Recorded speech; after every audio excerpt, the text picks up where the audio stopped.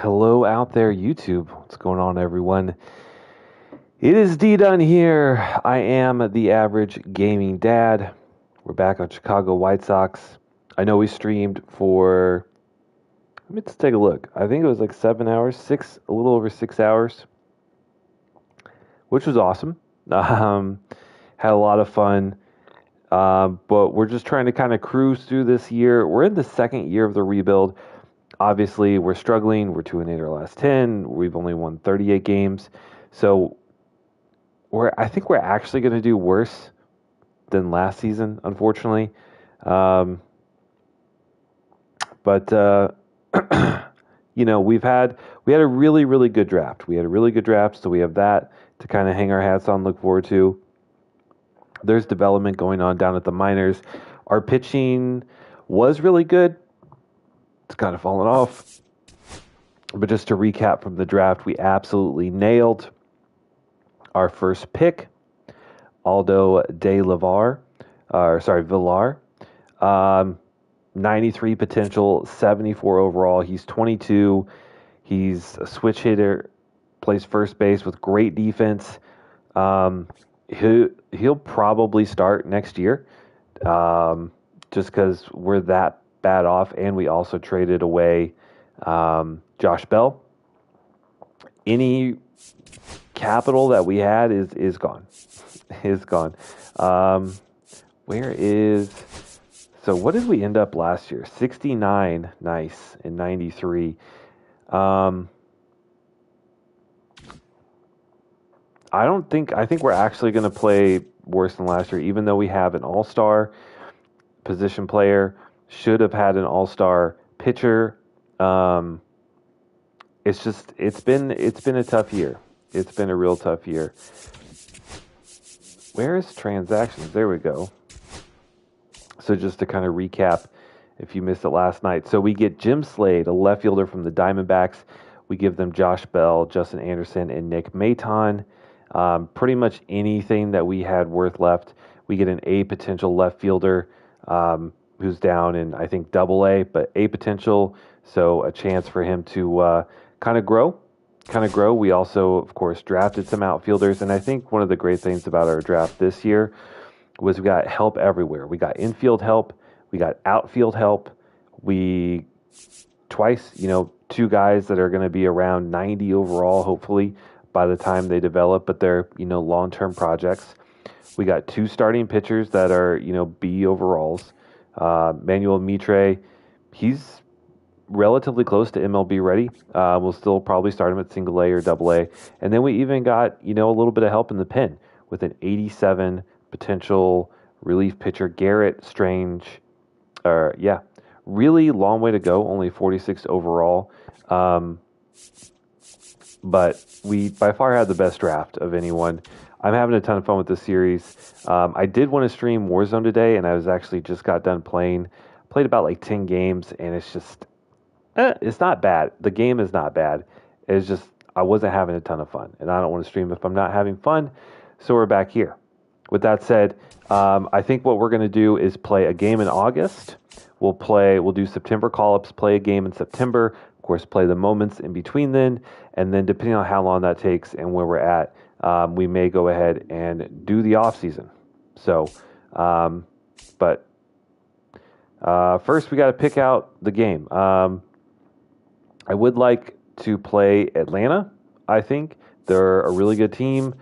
It'd be nice to face off against a good team, kind of flex our muscles, or we could try and look for some teams that are not doing so well, which also reminds me, this has actually happened, and this is actually really, they said they improved the trade logic, and I think people may have misconstrued that by, because what you can get in these trades sometimes doesn't make a lot of sense. But what I did see that was actually realistic, if we go to the the A's, I noticed this.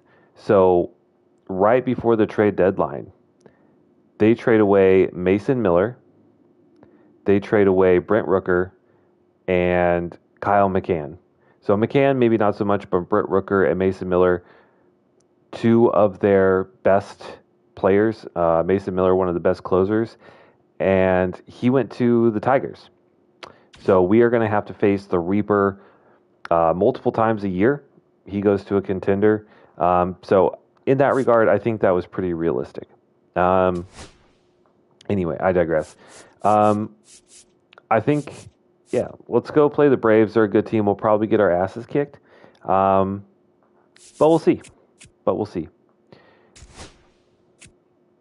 The losing streak continues. Wow. We have lost 1, 2, 3, 4, 5, 6, 7, 8, 9, 10, 11 games in a row. What is happening?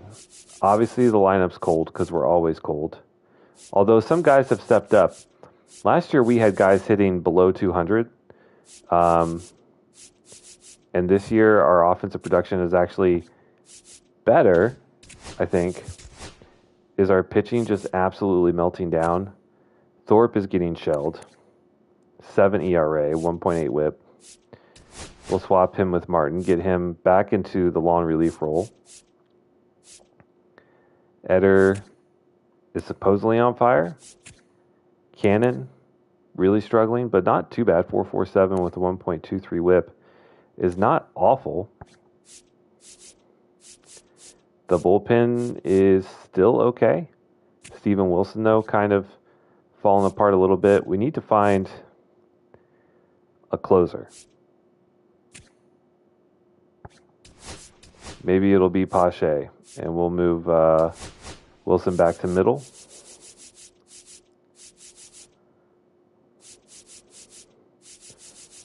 Okay. But not good. All right, so we can pitch with Eder, we can pitch with Cannon, or Means. Means has actually figured it out. But I don't think we've actually pitched with Eder yet. He's a guy that may be in like our intermediate plans, maybe not our long-term plans. But like he's only 27, see potential. So if that potential is up to like a 75, 78, something like that, a lefty, he's progressing a lot this year, which is really, really nice. So I don't know, 107 strikeouts in 108 innings is pretty good. He's getting hit a lot. The whip is way too high. Still has a positive WAR.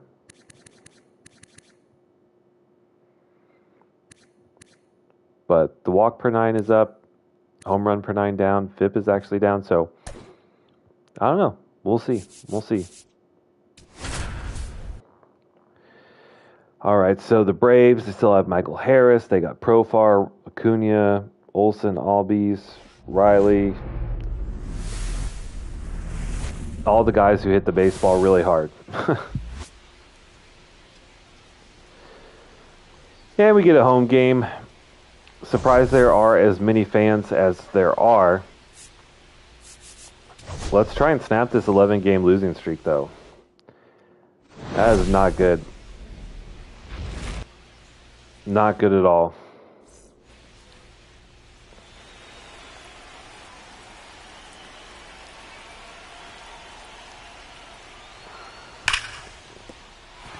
Not a good start.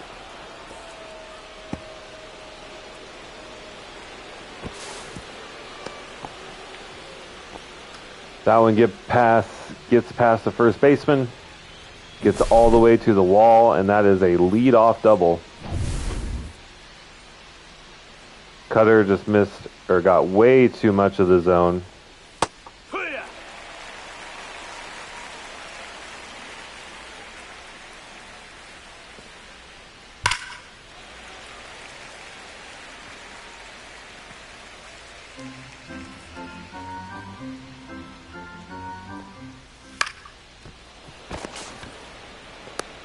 But we get the nice soft ground ball on the curved ball.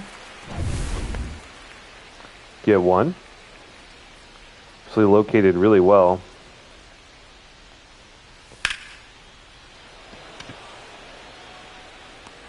And Ronald Acuna flies out. We give him one to hit.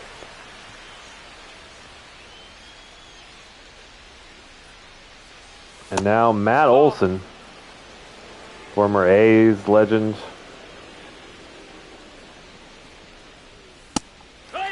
Nice. 1-1. That's a ball. One thing I do 2-1. like to do with my pitchers, of course, is get ahead in the count, challenge. And there we go. Olsen grounds out. Good start for Eder. Now let's see if the offense can get something going. We're going to be facing off against Grant Holmes. 3 ERA, 1.15 whip. In 118 innings. Let's see what the kids got. Four-seamer, slider, change. Ball. Some MVP chance 1-0. for Renifo. I mean, he's been pretty good. I don't know if he's been MVP good. Here. Check swing on the strike. No, that's it. Fastball up. Now the cutter in. Thought yesterday we had some really good quality at-bats. We're actually out in front of a lot of fastballs.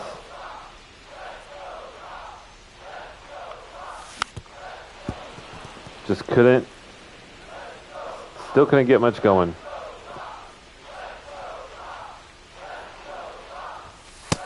Ball.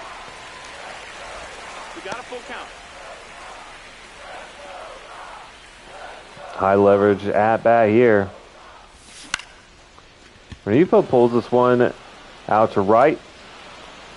Caught, but a really good at-bat. And that's really what we got to do. We just got to take some pitches, see some pitches.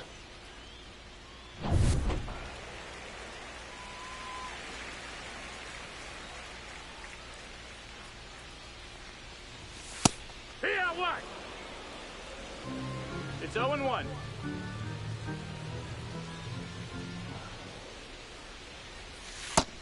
One and one. And if we just get groove fastballs on, a first pitch every time, then we'll start pulling the trigger. That's down. That's a ball. Good check swing.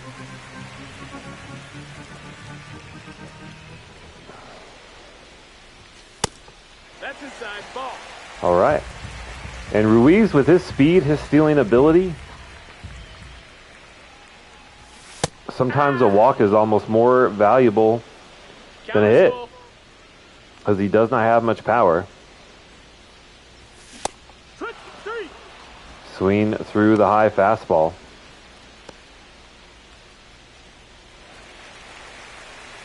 Good timing. Just swung right through it. Ball. 1-0.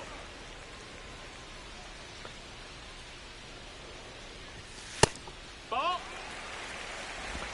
2 balls, no strikes.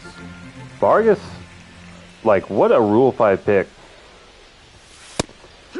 Comes in and hits over 300. One of our best performing players. 3-1. He has been solid. Also, last night we had a game with Andrew Vaughn where he hit 2 home runs, I think. I think that's the first time so far in this series we've seen someone, or we've played with someone that's hit 2 home runs in a single game. Vargas staying alive here.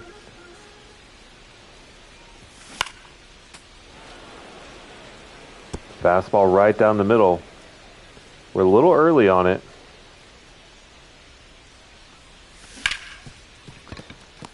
And that one, little back foot slider. Arguable if we should have taken that swing, but I'd rather just, try and get bat to ball. Put the ball in play and see what we can do.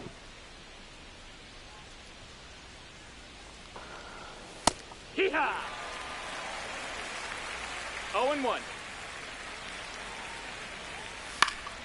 I think, obviously, it's going to be really difficult for us to come out with a win against this Braves roster. But I think it'd be a great way, obviously, to snap this 11-game losing streak, winning to a really good team.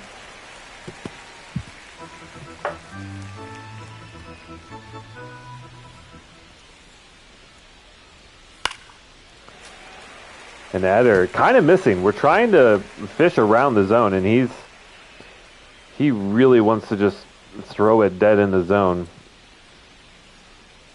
Let's try a hard inside fastball, see what that gives us. No, that's in. Okay, spits on that. Maybe we can bend a front door cutter.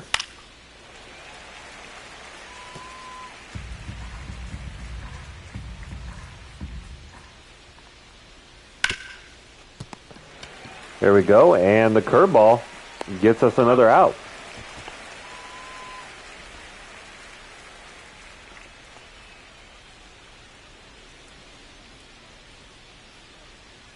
We'll take it.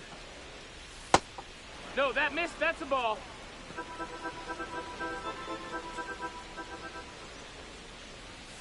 Hey! 1-1. Don't think there's really much of a secret to successful pitching. I mean, you try and get ahead, and then you try and give them difficult pitches like that. First K for Eder here in the second. Wilmer, what a name. Pops up. Ruiz charges in.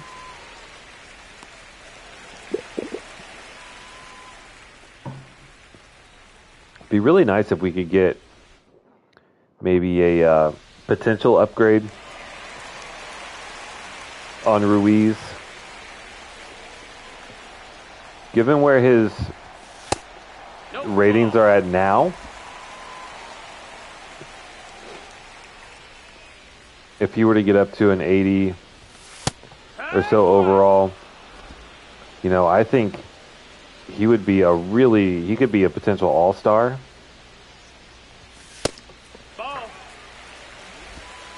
He's already got great contact versus left. He's got great clutch. If we can just get the power up a little bit, get that contact versus righties up a little bit, draw some more walks, he could be a easy number 1, number 2 hitter for us for a while. Cutter right down the middle.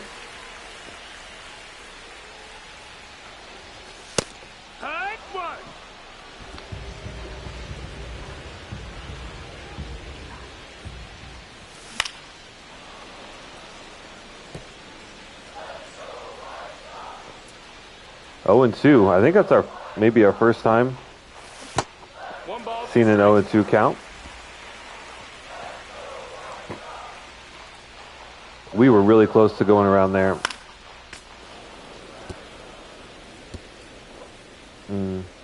Maybe it would have been ball 2.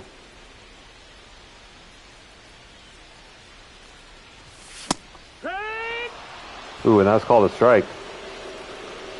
Maybe we should have swung.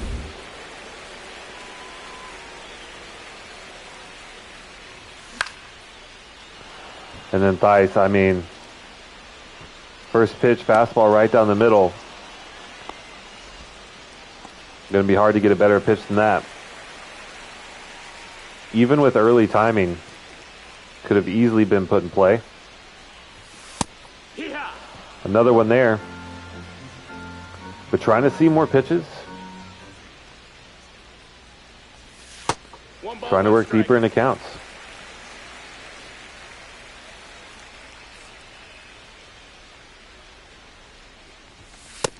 That's inside. That's a ball.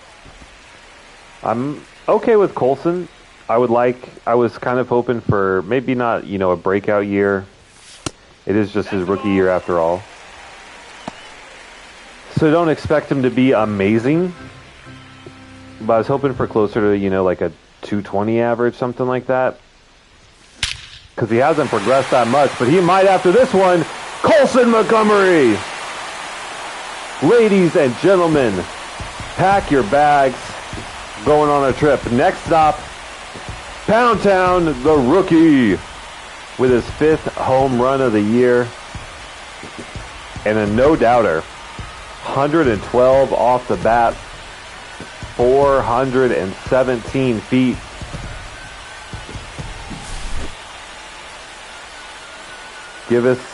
Giving us something exciting to look forward to in the future. Bop! And there it goes. Monster shot from the kid.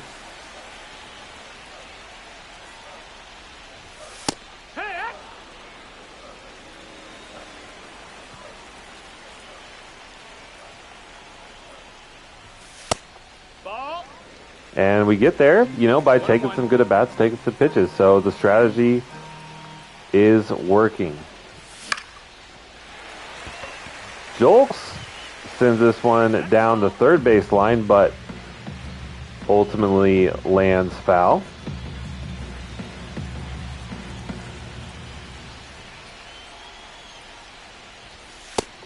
Two.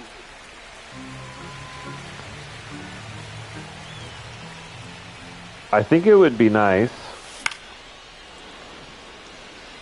like in Madden, for example, you can kind of set strategies and stuff for your team. Obviously, they have like playbooks and stuff, but you could set like strategies. I would love to see that in MLB The Show, where like as a team you can, set your strategy to be like aggressive early at bats. You can try to like set it to like work walks. Maybe you could do that for individual players as well. As the Braves are 7-3 in their last 10. Sean Murphy, another former A's legend. But But I think that would be interesting. They'd have to implement it in a way, that wouldn't be overpowered or too predictive. 1-1.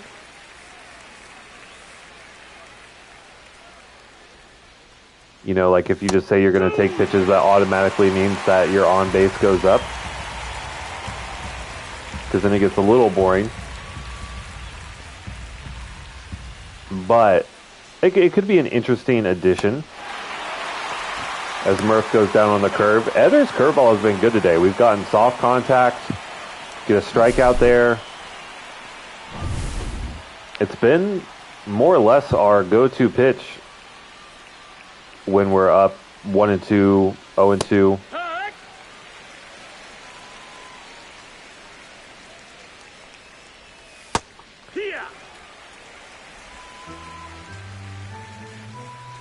And we're going to go to it again, 0-2. It looked like Castro was thinking bunt there for a second.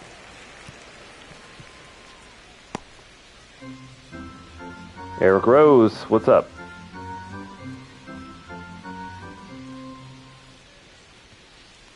Let's see if we can get him fishing. Well, we can't quite locate that one. Switch it up, go to the high fastball. Not quite high enough. Seen that a few times with Eder so far. We're trying to throw it up basically at the catcher's head. That missed, that's a ball. That one located a lot better. Wow. All right. Eder looking good. Third K. I think has only allowed one base runner so far. We've been fastball heavy first pitch, so we're going to go change up.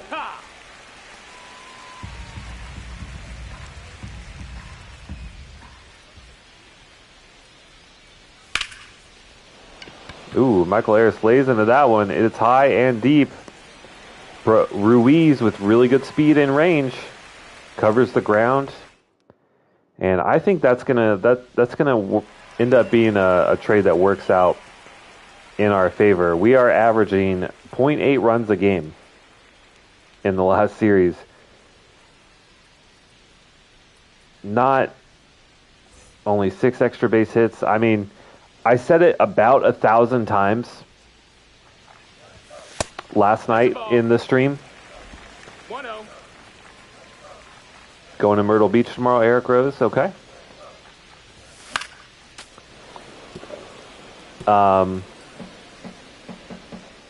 I said it 1,000 times last night, but the offense obviously just not there. 1-2. And stats like that back it up. Ball. 2-2. 47 pitches here in just the second inning, or in only 2 innings of work for Holmes. We've seen a lot of full counts. And wow, I don't know what we were thinking there. Lyndon Sosa watches a fastball down the middle. I got nothing. I don't know what we thought was coming.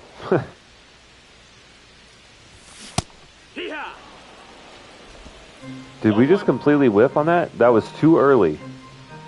Okay.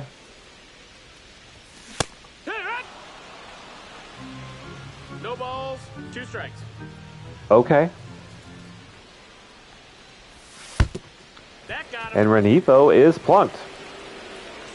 Hey, if you can't hit the ball with your bat, hit it with your body. We'll take it. Hee-haw. 0-1.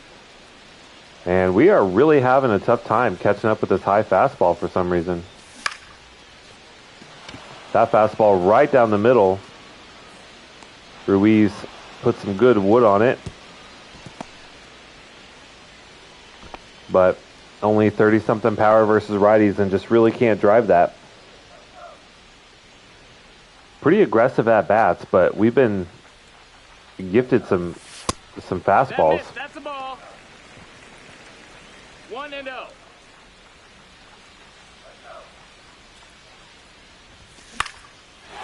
And we get another one there. A single for Vargas.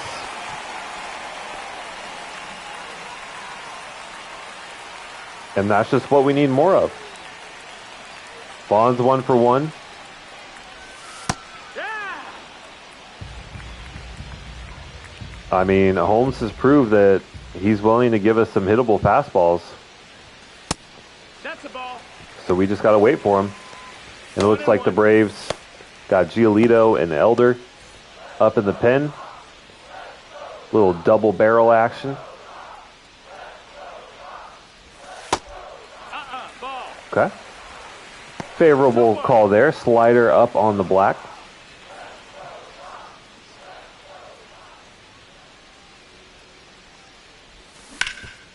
And that one is not going to get through.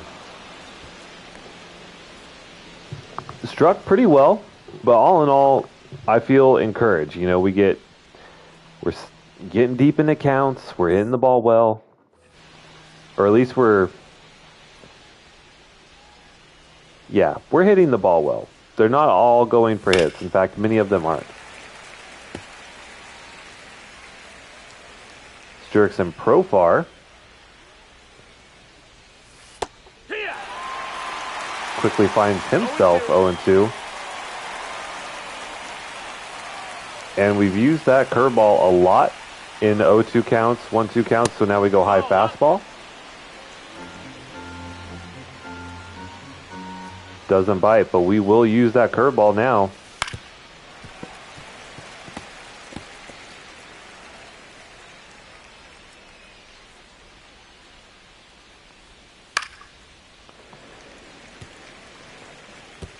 Another foul. Just keep trying to mix it up. Ball. Keep him on his toes. How about a front door cutter? Popped up. Rojas, I think, has the chance to make the play, but can't.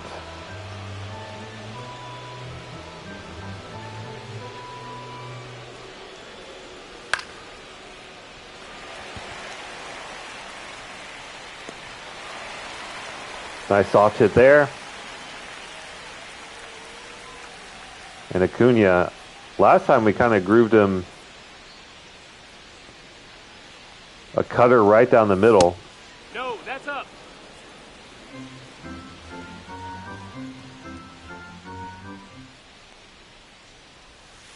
Hook! 1-1.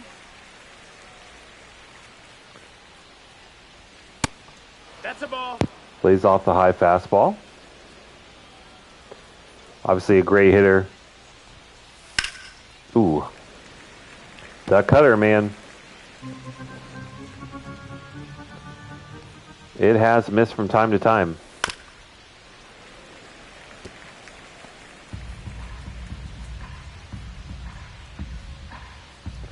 But we are getting a lot of chases on the curveball. Wow. Really ugly swing from Acuna there. Fastball in on the knees. Pops it up. And Eder continues his strong performance. Good. 0-1. Gets that one by Olsen, who pops up the changeup. And that's going to be another quick 1-2-3 inning for Eder.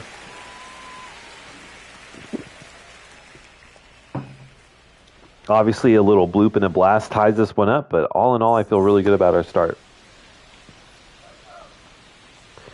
So they do leave Holmes in.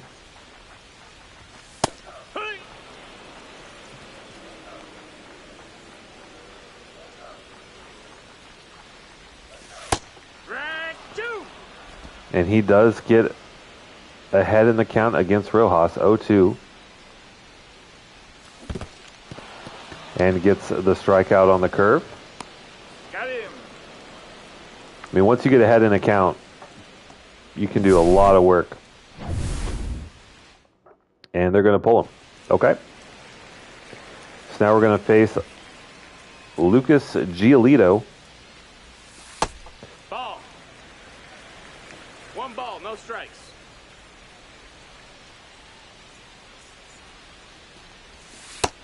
Ball. Thaiss a little bit on a tear last 4 games. Must be the only one. But that one's driven really hard out to right. It's got some carry. And it's gone. Matt Thaiss. Second home run of the season. That one just squeaks over the edge. 376 feet with an exit velo of 104. That thing just barely skimmed over the wall. But that is our second home run of the game. Little bop. And there it goes.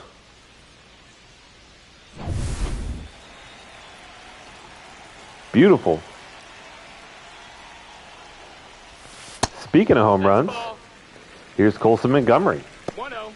who had a 2-run shot in the second that gave us our 2-0 lead, which was just expound upon. Hoo-yah. 1 ball, 1 strike. Giolito gets the call there. Pitch on the black. No, that's down. Ball.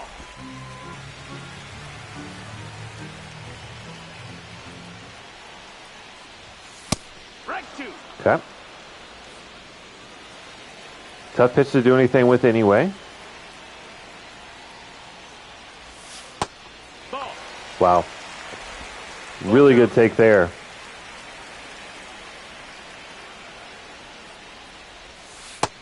That's ball And a 4. wild Take your base. curveball way up and out of the zone. Colson Montgomery got a home run and a walk to start. We roll the lineup, or almost roll the lineup over.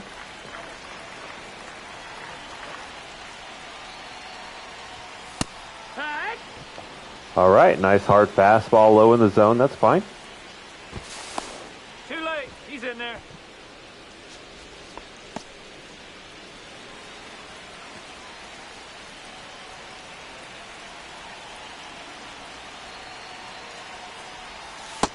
Ball out.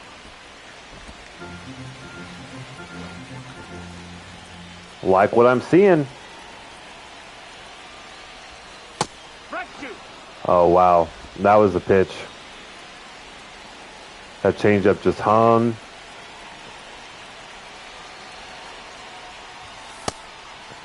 And we did not recognize it. So we end up taking maybe one of the best pitches you could ever get. 84 in the middle of the zone. That one hung up a little bit too. A little early on it.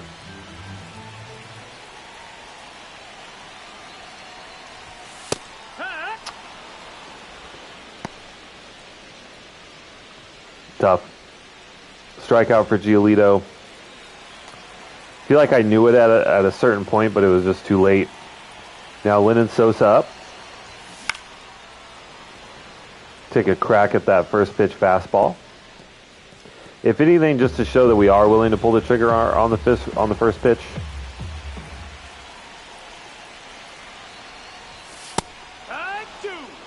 Get grooved one.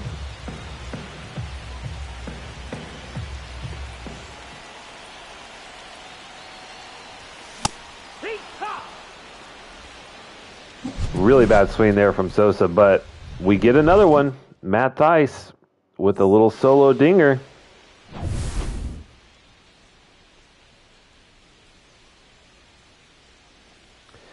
Now let's see if Eder can continue.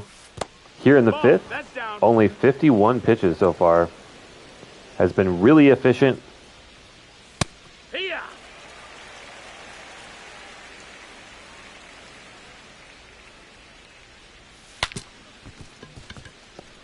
And we've gotten a lot of soft contact. Broken bat there from Ozzy Albies.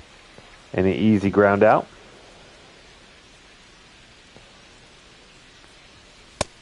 Nope, ball. Really tough call there. Ha!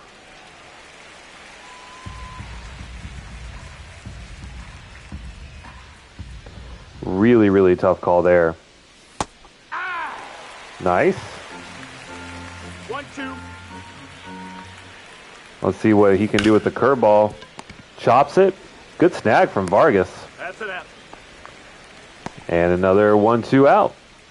We have allowed a hit, right? Yeah.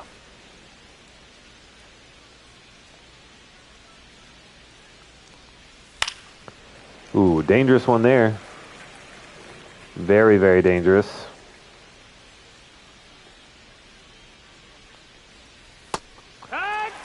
Very nice. And then we're going to climb the ladder with the fastball and swings right through it. Well done. Another 1-2-3 Eder. 5 scoreless so far.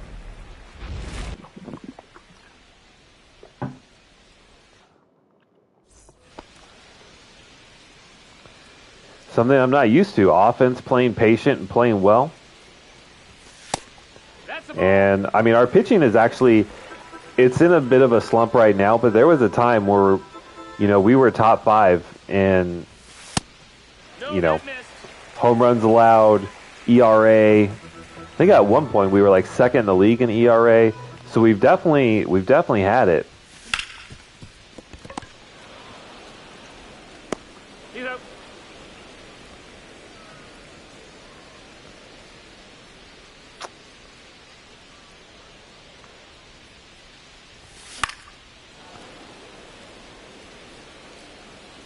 Still late on the high fastball.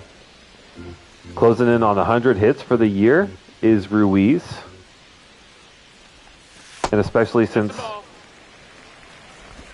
you know, his first, I think when he was with the A's, he had, I think, 1 full year as a starter. But nice little, just a nice liner out to center. Nice smooth swing. Let's see what Vargas can do. We might send.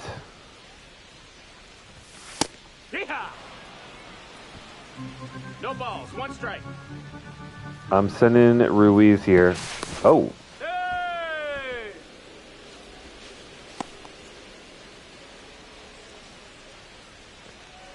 try and get a hit and run or something. That actually would have been a great opportunity. 20th stolen base. That's why if we can just get his on base up.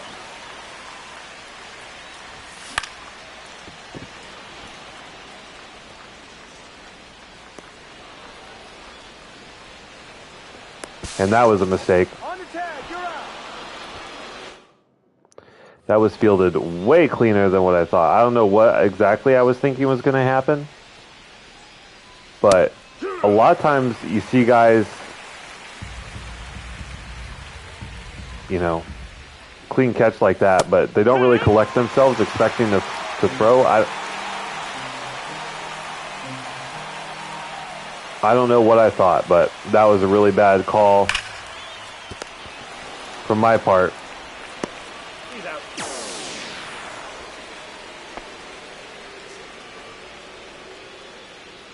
Especially against Acuna. No, He that has a missed, that's cannon ball. for an arm. That was just a missed call on my part. Hee-haw. 1-1. Hee-haw. 1-2's the count. And Eder is absolutely cruising.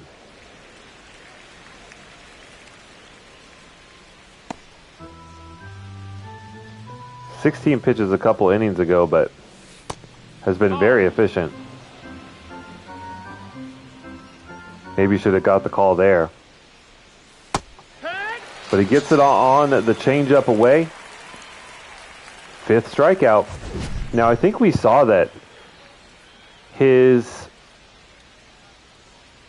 1700 RPM, 6 inches of break. I think we did see that his K per 9 is actually skyrocketing. We haven't gotten a ton of strikeouts here, but I mean, this is also an absolutely elite lineup that we've held in check.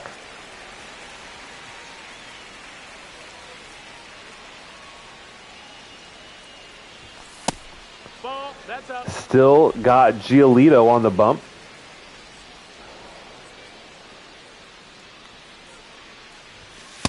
Here, what?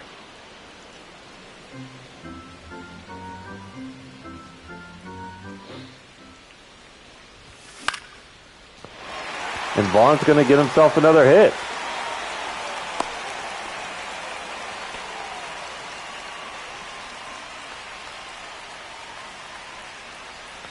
Man, we have just done so much better Nope, ball.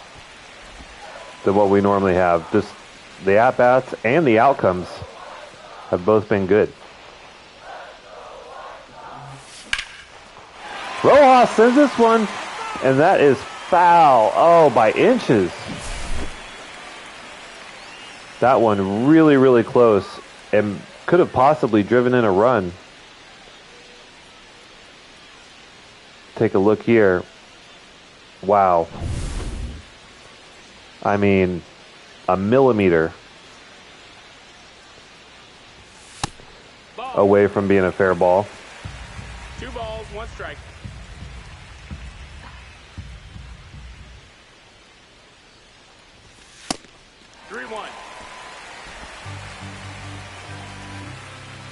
And we might be just taken here in this spot. I don't know. Drag 2. Count is full. All right, another full count.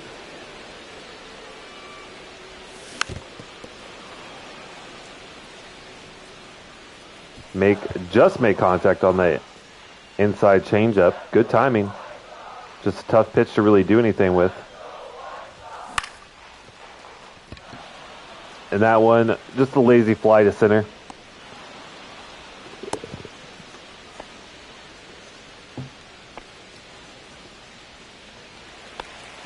But we know this season is absolutely cooked.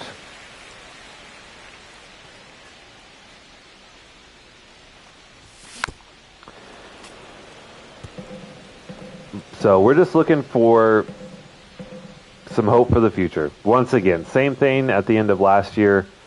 Just looking for hope. Looking for guys who are, going to hopefully be around and compete, even when the season, when you got nothing to play for.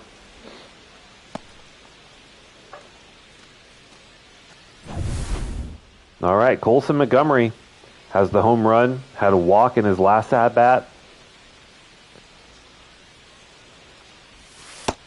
No, that missed. That's a ball. But Giolito has been a tough customer. What is his rating? 75 overall? Wow.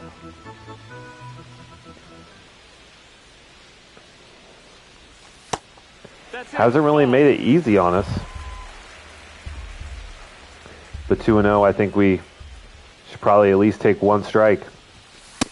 3-0. And now 3-0. If we could take another walk.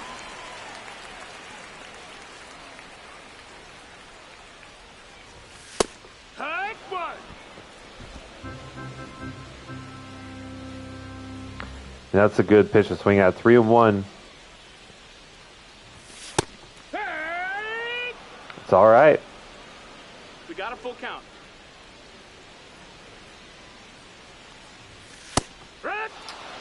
Damn.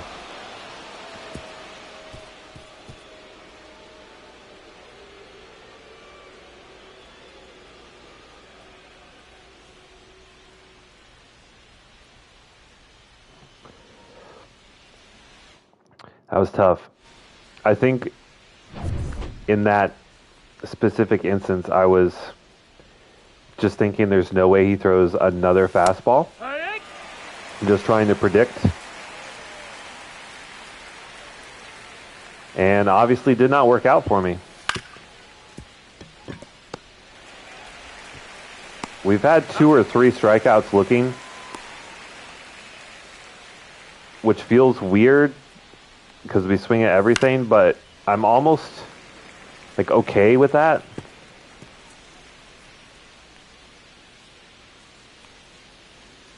I don't know why, but it feels like that's still progress. I don't know why. Acuna 0-2 today.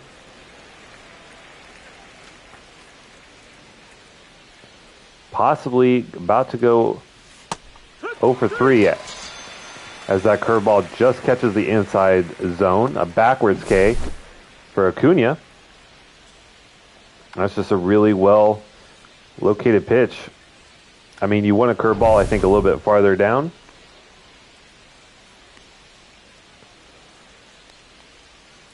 Oh, yeah. 0 balls, 1 strike. But we'll take it. Oh. And that's going to be the second hit given up all the way here in the 7th. It's been a great outing for Eder. We just have to make sure we don't lose it here.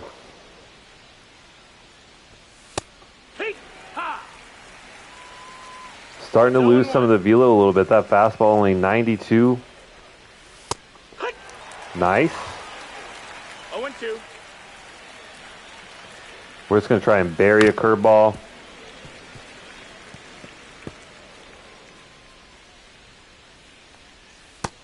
Ball.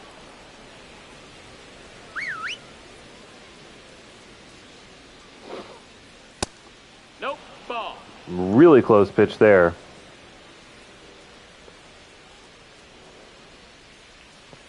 Tough one to lay off, but we'll go back to that curveball. It is hit hard, but Renifero all over it. And that's probably going to be it for Eder. That was a great outing. 7 strong, 7 scoreless, only 2 hits. It is a save situation coming up. So we are going to get up Pache as our closer. And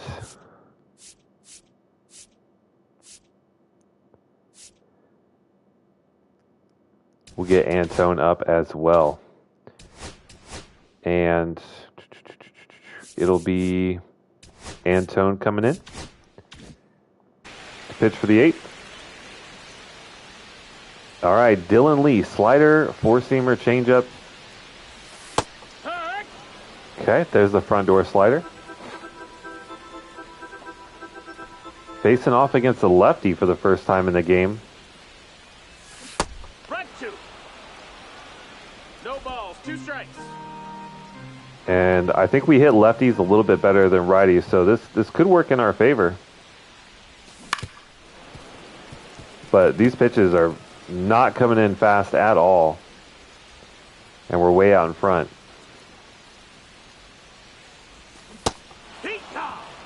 And there's the changeup. Damn.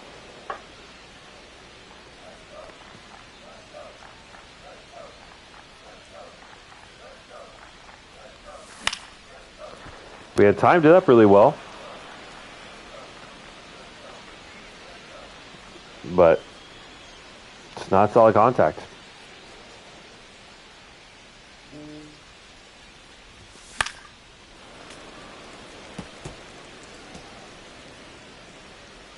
And Rengifo, 98 contact versus lefties, so you got to think we have the advantage. It's kind of curious 1-1 that they brought a lefty out in this spot, but so far Dylan Lee has taken care of business. But that's drifting out to right. That's going to be a foul.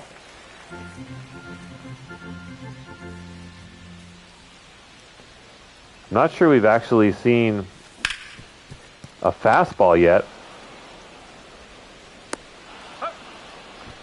We won't have an opportunity. That's a 1-2-3 inning against 3 lefty dominant hitters. And now let's see if we can keep this game close with TJ Antone.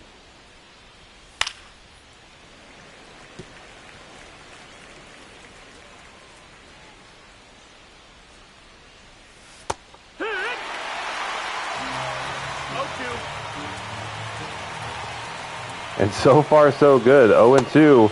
And Austin Riley swings through the slurve.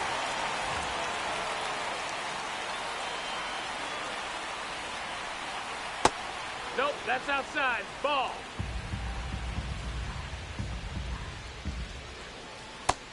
No, that's out.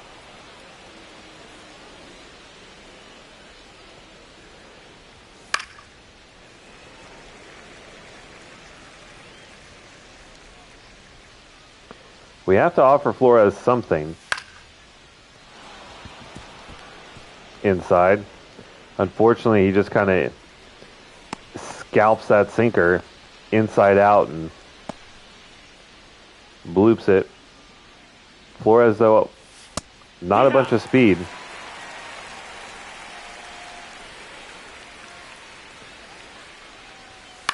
So hopefully we get ahead of Murph here, and then we can try and play for a ground ball.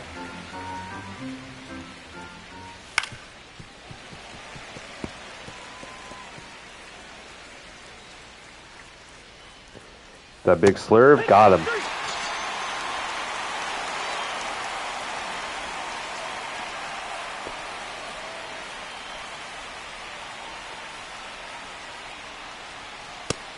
No, that's low. Ball.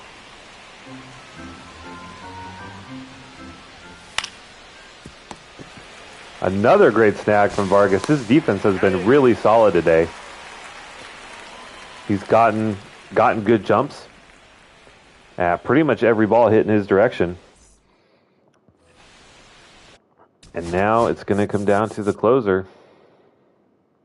He's going to have his hands come out. He's going to have his hands full with Michael Harris, Jerkson Profar, and Ronald Acuna to face. So let's see if we can give him a little bit of a cushion.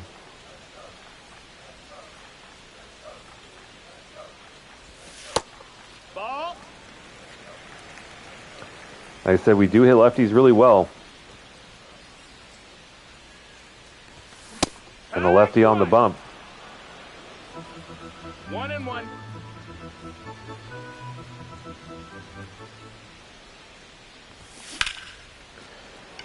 That one hit pretty well. I don't think it's going to be hitting grass, and it does not. Caught out and left over the shoulder, but that was a great swing.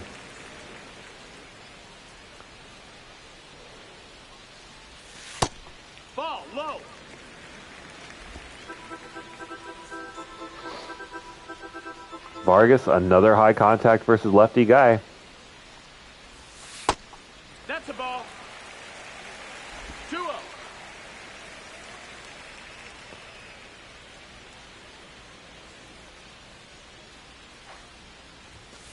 Hey! Okay. I'm all right with taking that one. 1 strike. Not really sure what to expect here. That one probably too high. Yep. Could have been ball 3, but we've also seen that call for a strike as well. Ball. Count is full. Can't try and guess what we're going to get. Have an idea in our head of what we're looking for. As that one gets through. Oh my God! And a little bit of luck our way. It goes through the pitcher's legs, hits second base, and hops over the defender's head. Hey, ha! 0-1. That works. Still Ball. counts the same. 1-1.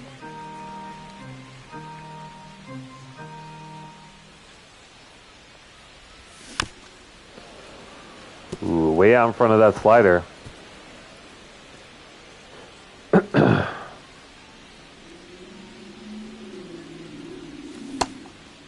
Ball. Good check swing there.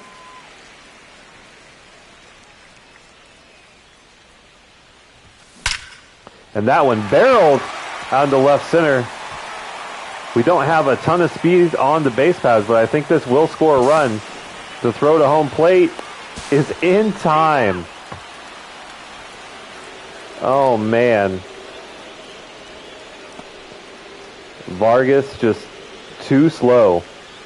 And Vaughn with a great swing. But we just did not have the speed to stretch that from first to home.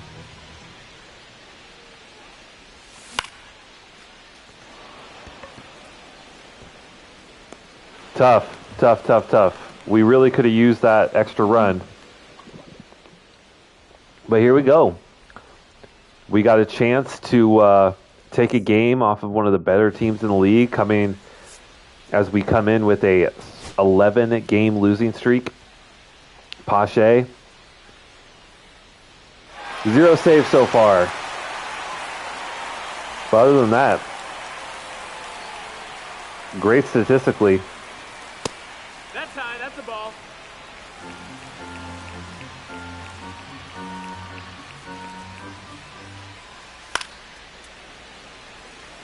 Gotta just get ahead.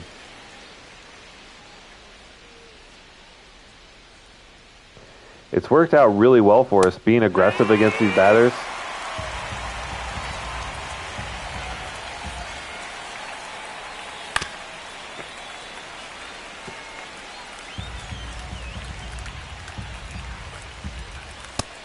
Ball.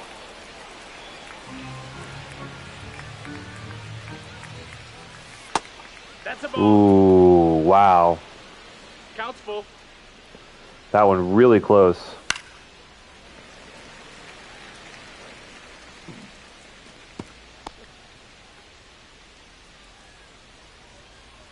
Imagine if you could catch it all, like as it bounces off the net, and that still counts. I mean, that's tough, but that is honestly, that's a really, really well located pitch. I don't know that you can be super upset about that. That could have easily been strike 3. Ball.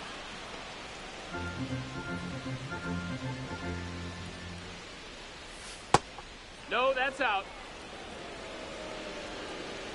Getting a little unlucky on some of these calls.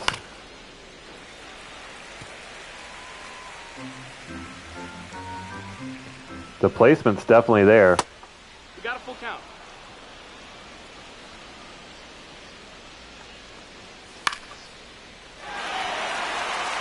Run, Vaughn. Run, Vaughn. And he thought about running for second. That was crazy.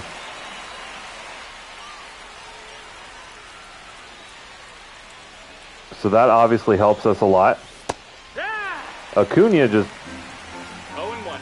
does not have it today. 0 for 3, I think, with 3 strikeouts.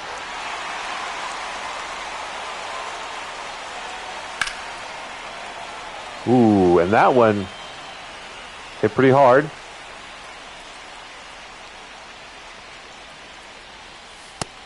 Ball, that's high. There's a certain launch angle where if you just hit it 95 miles an hour and above, it's like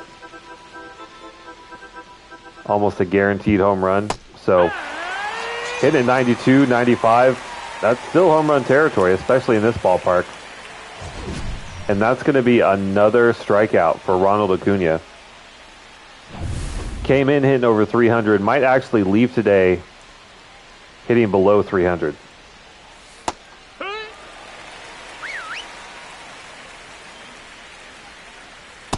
Yeah. 0-2. And a tough customer here in Matt Olson. But lefty, I think we have the advantage. Braves down to their last strike.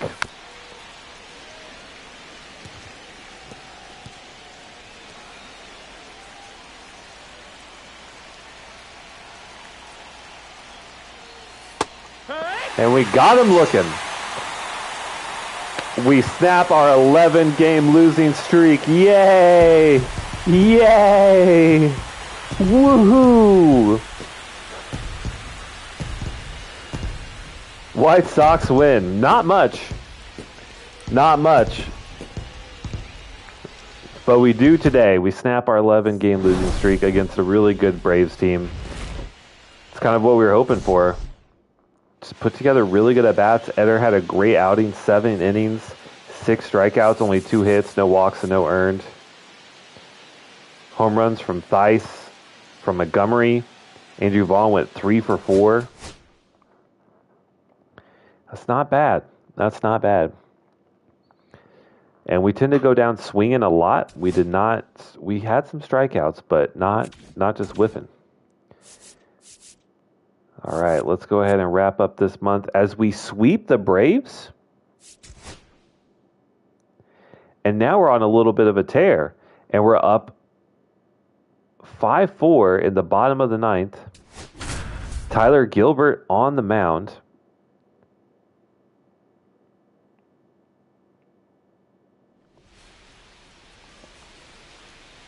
And Luis Garcia. 83 contact versus lefties. Not much power.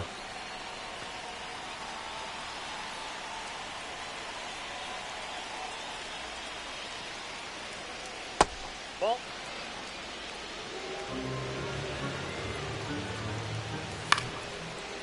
Rojas. Got him. Okay. Come in for a quick moment. Henry Davis goes 1 for 3 with a home run. Davis Martin, 7 innings with 5 strikeouts, only allows 2. Okay. 5 hits, 5 earned. 5 hits, 5 runs. That's not bad. And we've all of a sudden won 5 in a row. 6 in a row.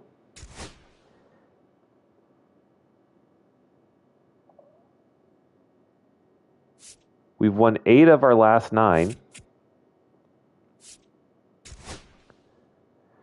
And now a big moment here. 2 outs. We're down to bases loaded. Lenyn Sosa at the plate. Yeah, we went from like a top 5 team in team ERA down to 24th.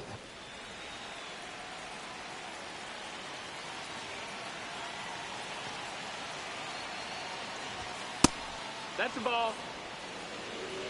1-0. We've been really hot lately. Nope, that's outside. Ball. Start off 0-2.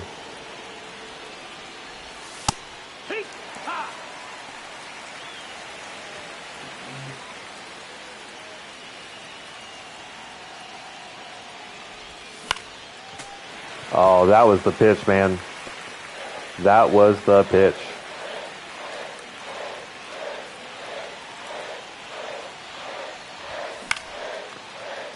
And there was an opportunity. Decent at-bat. A decent at-bat. Colson Montgomery 3 for 4 with a homer. Eder went 5, allowed 2. I mean, we had a chance there at the end. And at the very least, we got a hittable pitch. We made good contact. Just couldn't get it to fall in some grass. But we're definitely on a positive streak here. All right. Montgomery has a 10-game hitting streak. I don't like to do these because it's not about the game. It's just about the player. I don't like the player lock. And we beat the Mariners 3-1. Okay. Now we have oh my gosh, in the bottom of the 9th, Pache up. We're up by 1 against the Yankees. How did we all of a sudden just I don't know, just on a dime. 84 contact, 42 power.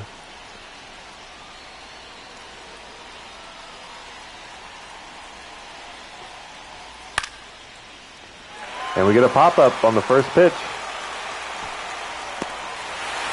Easy.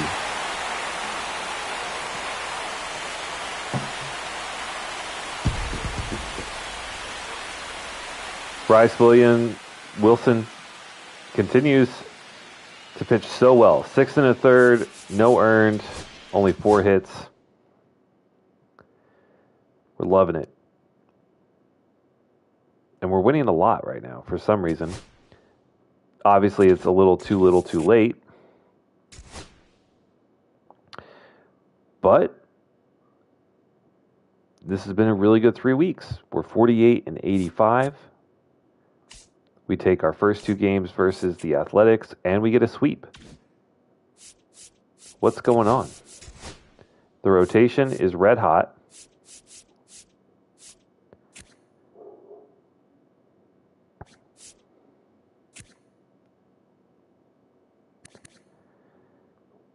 Okay.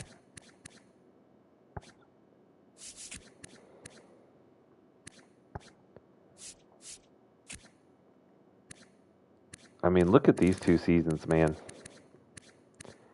And just continually improving. Strikeout rate is actually down a little bit. Just not giving up home runs. Component ERA 2.91. He's definitely earning that $12 million a year for sure.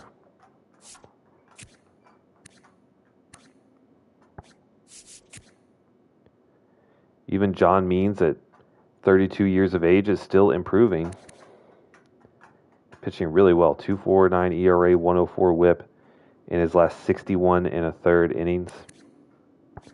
That's great. What about the lineup? We actually have people that are hot. Renifo actually slumping down to 275. Ruiz hitting 200. Not great. But improving versus that contact. Just get that contact up. Get that discipline up. Just start getting the on base going.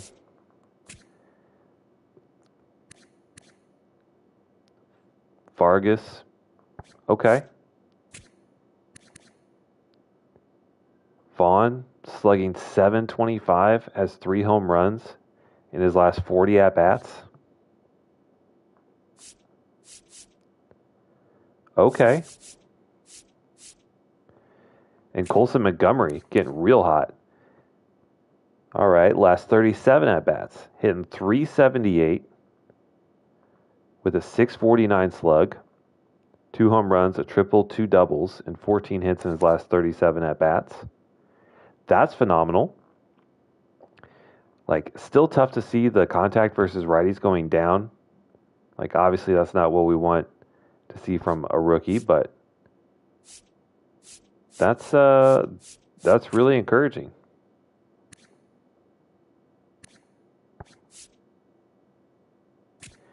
Even Connor Joe is up over 200.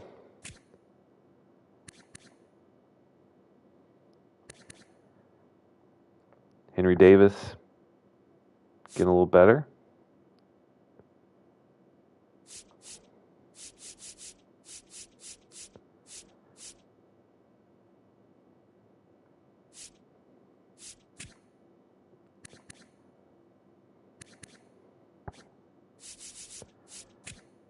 I like it. I like it a lot. Look at Matt Thaiss. Hitting 276.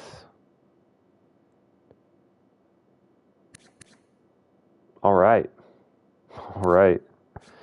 Hey, I'll take it. I'll take it. All right, we'll sim one more day. Another win. We might actually overtake the Royals for second to last. But we got September call-ups. So who do we want to see? Do we want to see Noah Schultz?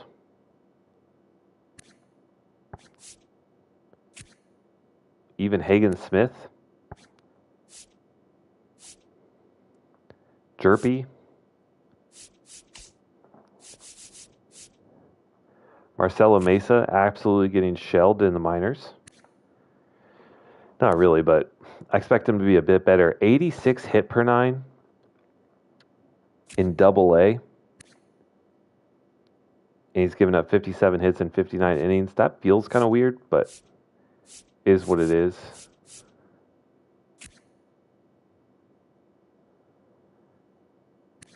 Gus Varlin. I mean, he's 29. He needs to be at the majors. He's probably not even on our 40-man, though.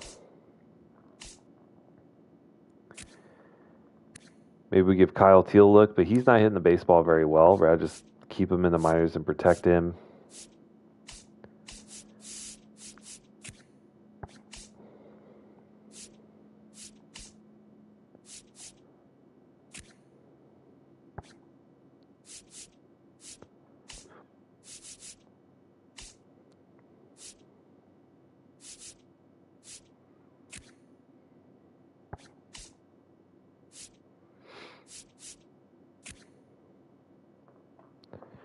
I mean, Deloach, he is hitting 303 in 185 at-bats down in AAA.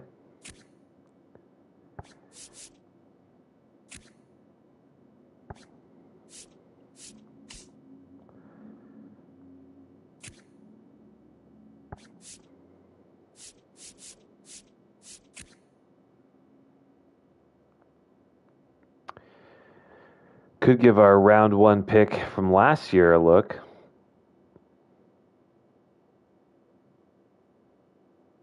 I mean, he's got the stats, right? Defensively, maybe not so much.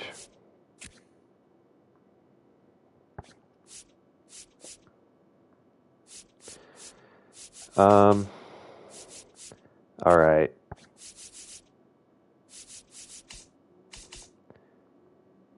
We only have 35 men on our 40-man, so we can add, subtract if we need to.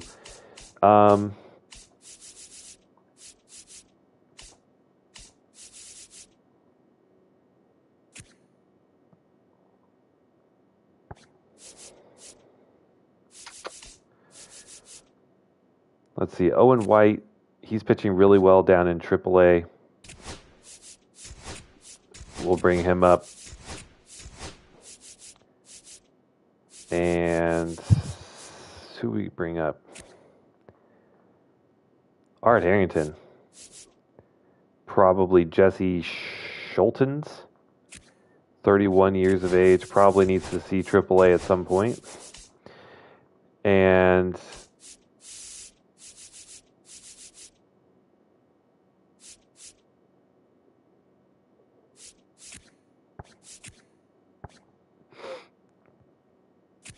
Doesn't really matter which one of these guys goes up to Double A. And then let's bring a position player in. I think we'll bring in Deloach. He's hitting 300. It's not bad. On base of 401. So drawing a ton of walks.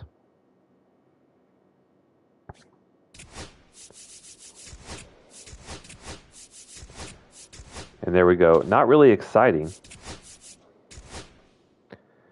but it's something. It is something. And I think we'll make Deloach our DH. See what he can do there.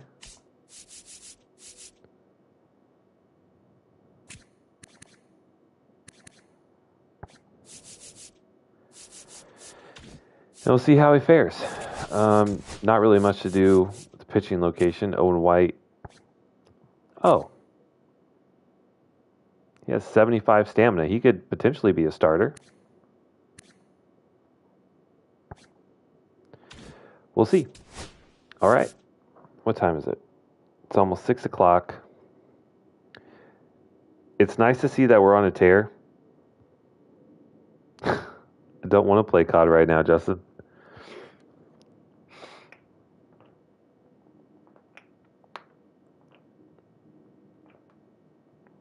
Let's at least finish out this season.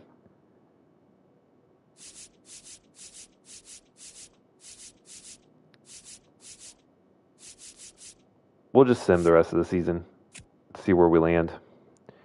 We'll play the moments throughout the month. Got another high leverage situation here. We're up by 1. Pache with a chance to close another one out.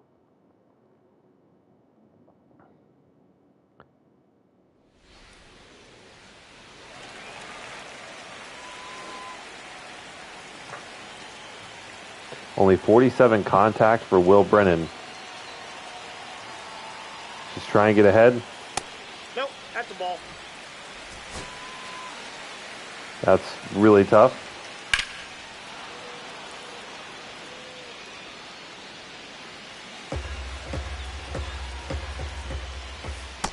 That's ball 2. We got 2 balls, 1 strike. Got to find the strike zone, although we have. We got Davis in the outfield.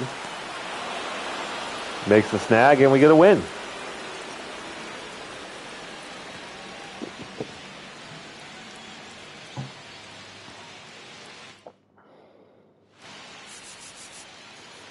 Good start from Martin. Goes 6 innings. 5 strikeouts, only 1 earned. Wow. We're kind of on fire. Love to see it.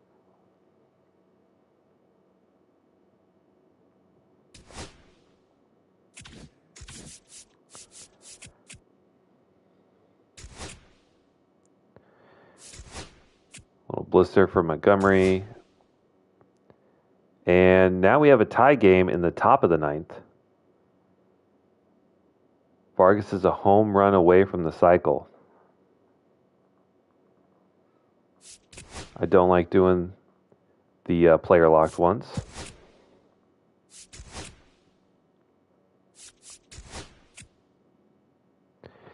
Andrew Vaughn has a broken hand, out 1 to 2 months. We'll put him on the 60-day. Gilbert's back.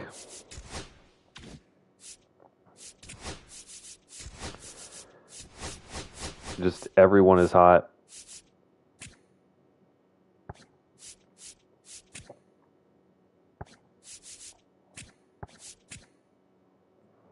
Henry Davis can go.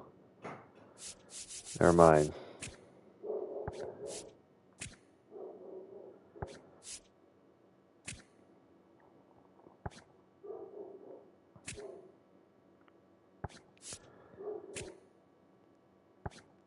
So I guess we'll go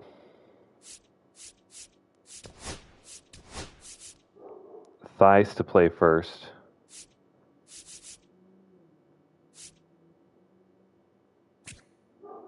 To start for Deloach.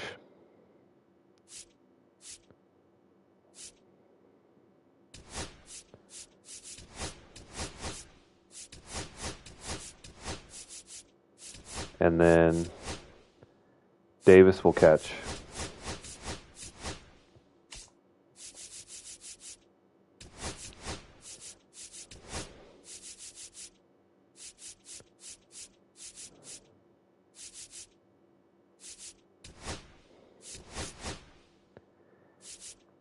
And then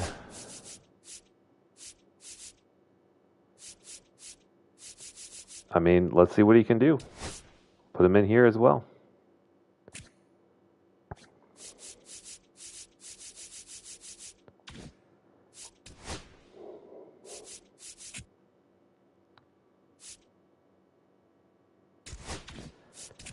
Oh, and since he's on the IL, we got to add a player to the roster. Shoot.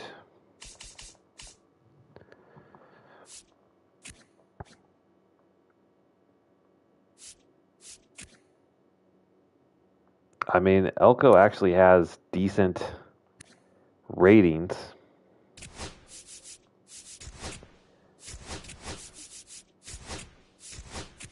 He can also play first, third, so we'll do that. And then Gelany can go to AAA. Okay.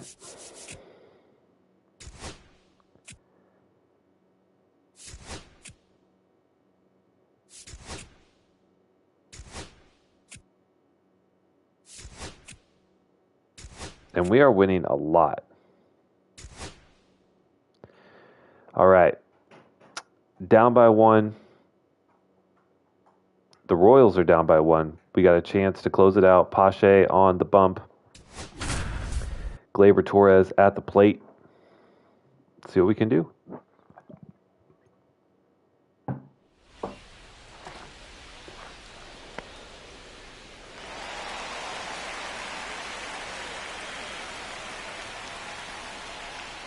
Only 1 out.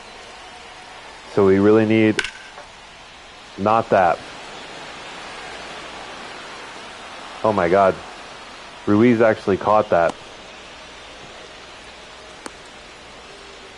That is amazing range from Ruiz out in center. Unbelievable play.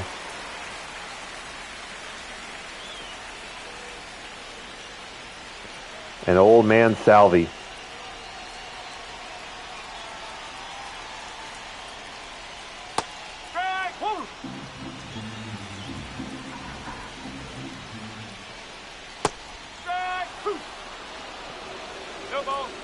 Let's see if we can just get him on a high fastball.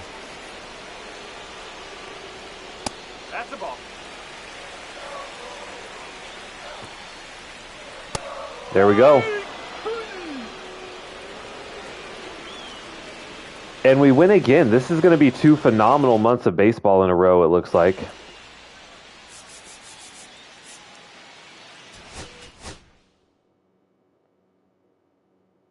Just the bats all of a sudden have just like everyone just started hitting the ball. We're getting multiple hits a game. The pitching has continued to be solid. The Knights go 73 and 77, don't make the postseason. Double-A also does not make the postseason.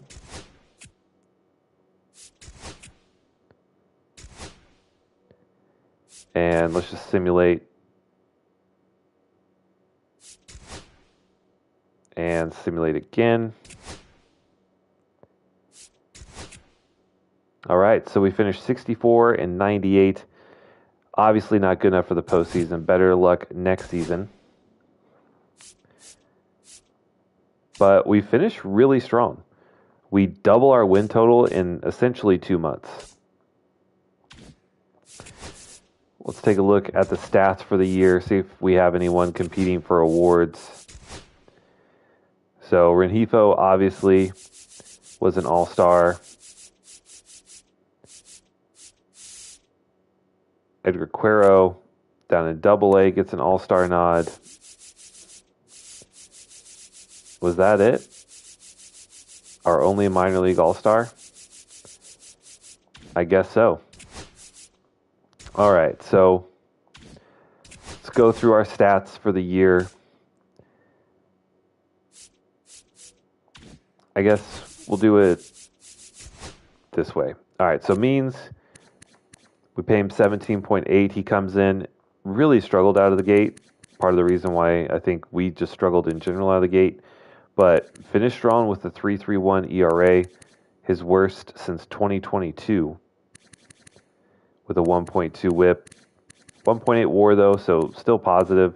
K rate went up, walk rate a little bit up, gave up more home runs, but it continues to improve.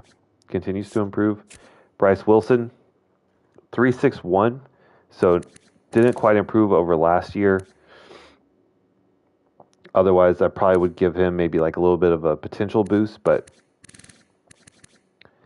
1.4 WAR, strikeout rate went up, walk rate went up as well.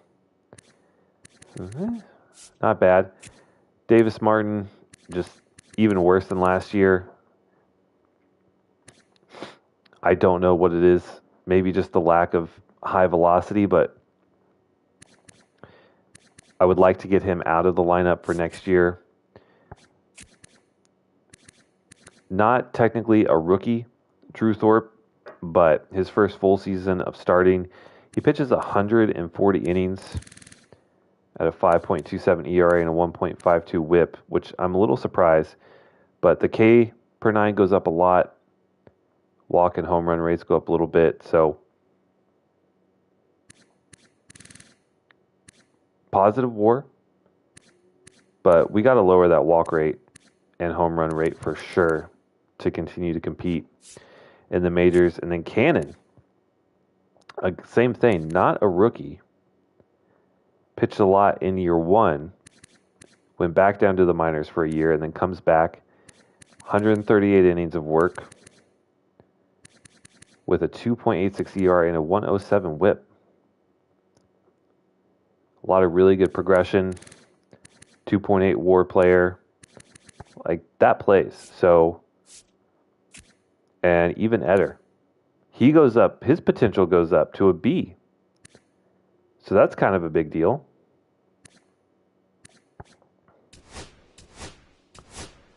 So, kick out Martin here.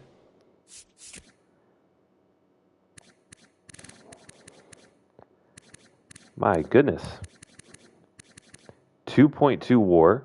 The K rate went through the roof. Walk rate also went up, though, but the home run rate went way down. That's a great kind of breakout season. Even though statistically it's not great, that's a huge jump from where he was last year.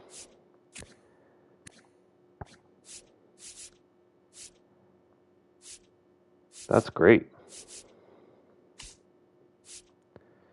How about and then in the pen,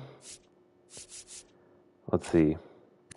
Murph struggled, kind of got back on track, but our Rule 5 draft picks, TJ Antone was amazing, 97 innings worth of work, 2.95 ERA and a 1.29 whip. Steven Wilson wasn't awful. Cam Boozer was really good. He was out for a while with injury, though. And then Pache, another Rule 5 draft pick, came in and pitched extremely well. Got 15 saves in the process. And then our position players. So Rengifo, obviously, like we said, we pay him big money. He comes in, gets an all-star nod, finishes the year with a 2.79 average. Hits 17 home runs, 4 triples, 32 doubles, 163 hits. Basically, outside of the runs, pretty much identical stats from last year. Almost identical. WAR of 1.4.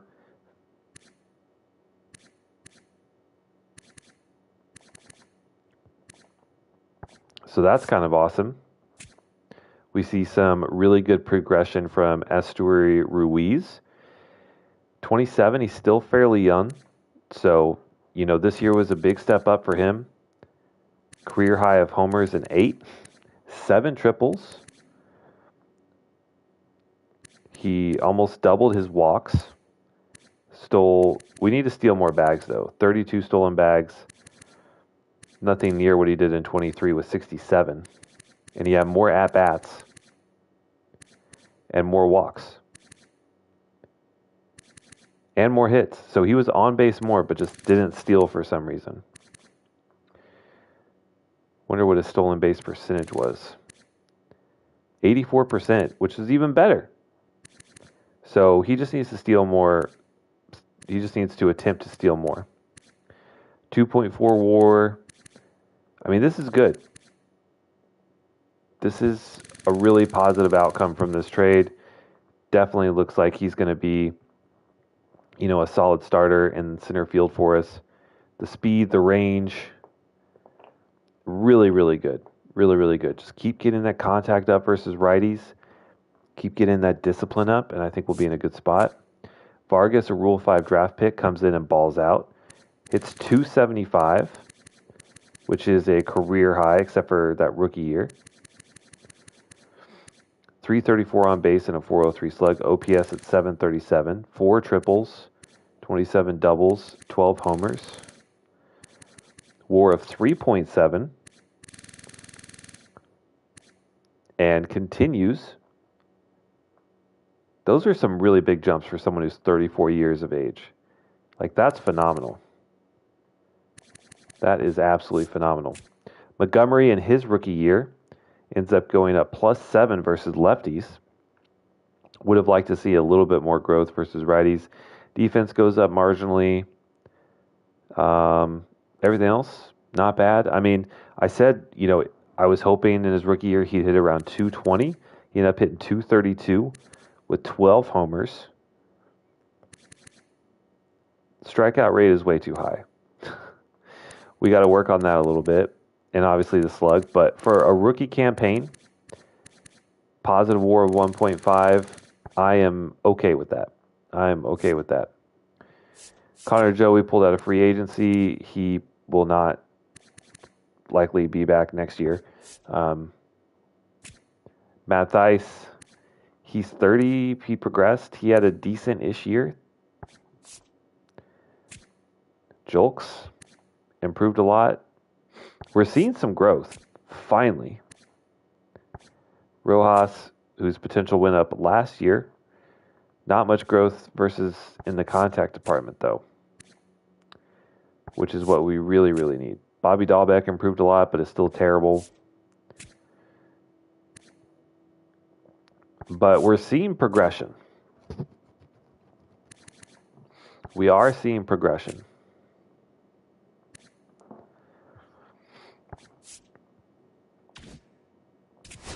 Okay. Any other standouts in the rest of the roster? We might see Noah Schultz next year.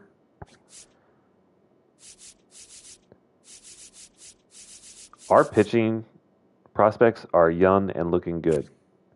The fact that Etter's potential has gone up is really exciting. Jerpy got a little bit of a look.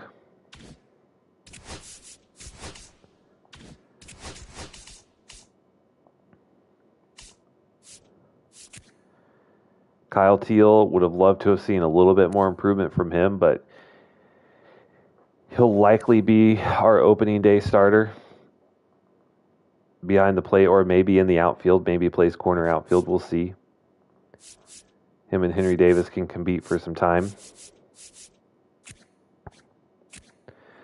Edward Caro, one of our better prospects.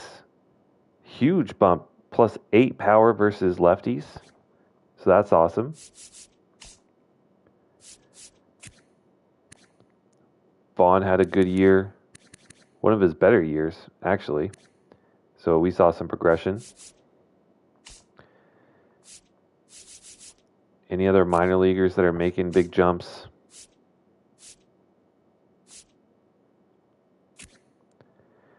Brian Ramos, his potential goes up to be +8 contact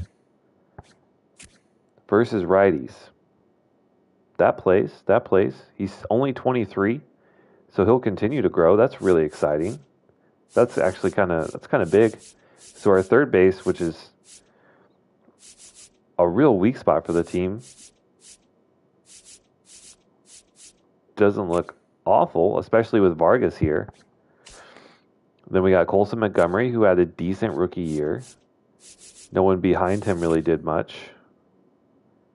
But we're seeing guys potential go up across the board.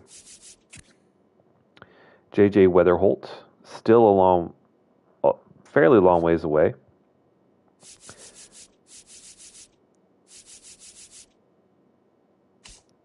And then in the outfield, this is where we got to address something. So we got Jim Slade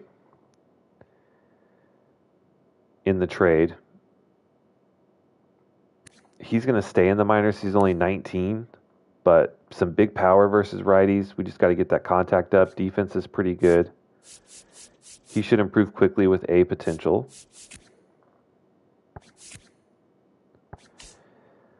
And then Braden Montgomery, some decent progress there. Jose Franco, our first round pick from last year. I would be tempted to kind of give him, like, I know he's only a 64 overall, but I think that's just the power, and the defense is bad.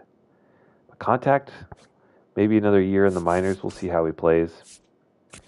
Same thing with Suggs. He could come in DH maybe.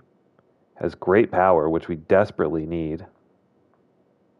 But that's just a big jump to go from single A to the majors. But I think if all goes well, hopefully there'll be a big free agent outfielder that we can sign, and hopefully cure some of those woes. We'll take a look at the awards, and were we the worst team in baseball? We won 64 games.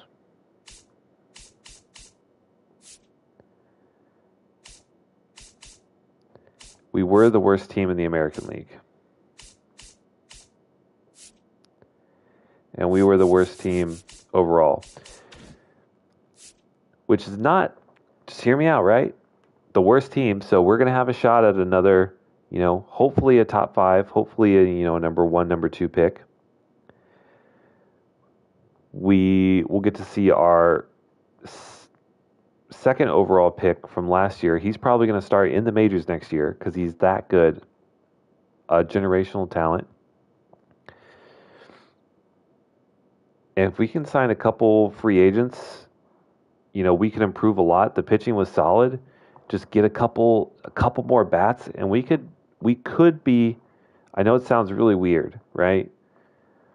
But we had these last 2 months kind of show you what we can do.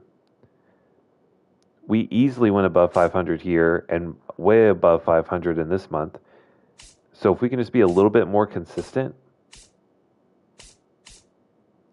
then, we're looking at an 80-ish win season for sure.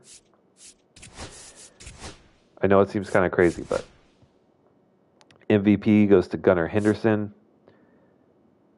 Brent Rooker was up there with 44 homers, who got traded from the A's. Cy Young is George Kirby.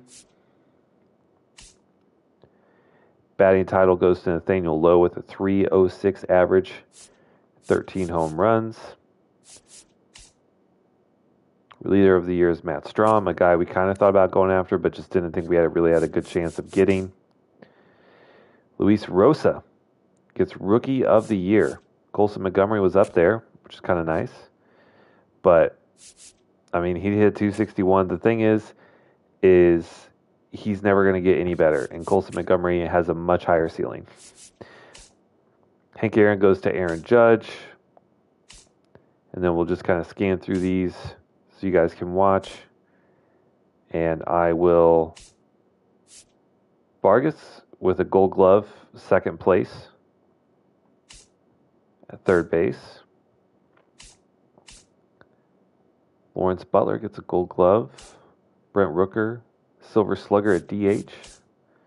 Austin Wells, Silver Slugger at catcher.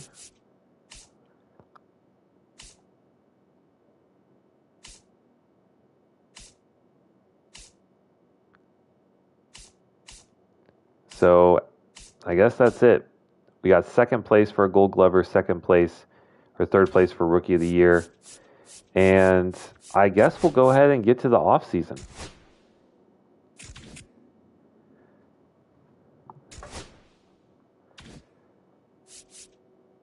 And the Minnesota Twins beat the Dodgers in 7. Our pitching coach retired, so we got to replace him. Okay. And now the same notifications.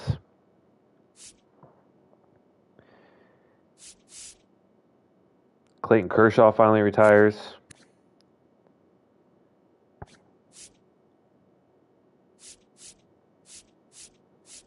Shadden Peavy House? What a name.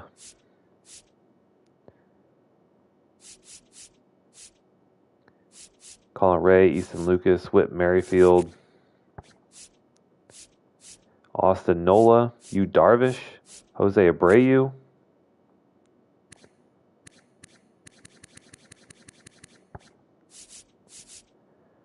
Some decent big names in here, and of course, at least one Hall of Famer, we would assume. And yep, Clayton Kershaw and Max Scherzer are both inducted into the Hall. Congratulations to them. All right, I need to go to the bathroom really quick. I'll be right back, and then we will do the offseason.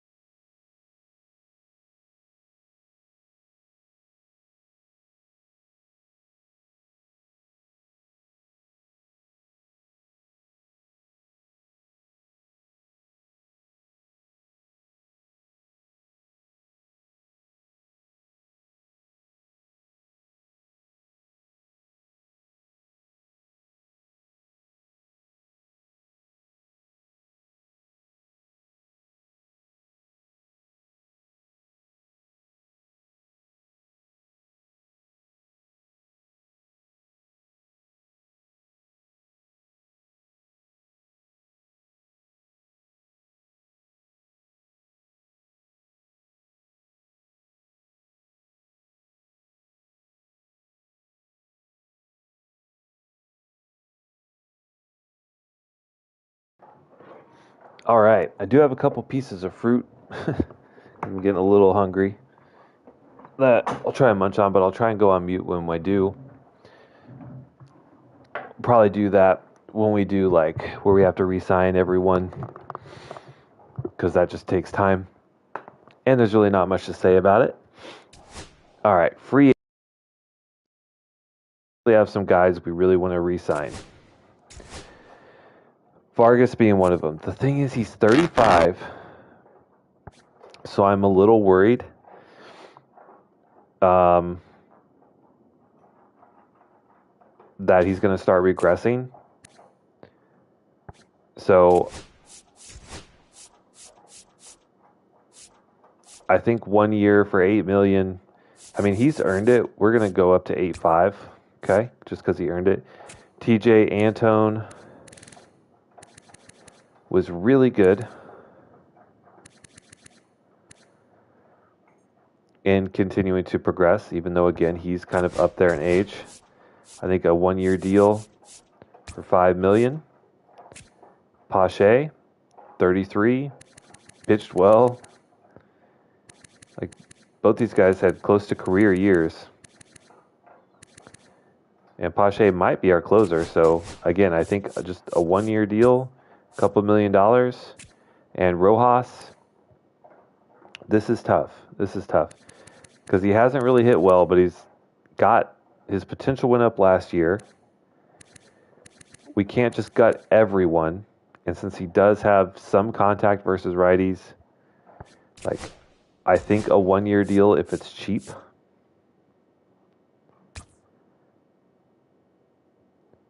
I think a 1-year deal if it's cheap. If not, he walks, so be it. I'll up it to 5. He'll probably accept. And if not, that's fine. All right, so we need a pitching coach. Just looking basically for anyone that doesn't hurt us. Manuel Brito. Clutch, hit per 9, control, and break. Sounds great. He should sign. We're not going to rebrand anything. And I am curious about something. Just want to take a quick look. So, Franco. Okay. I was just curious because since he came in injured, it said his overall and his long-term potential will take a hit. So I just was looking to see if maybe his potential will go up after a year from being injured. But not. His durability is only a 36. But the dude looks like he can hit. So we'll see what he does probably in AA. But I was just curious if anything comes of that. All right, let's go to free agency 1. We got our pitching coach.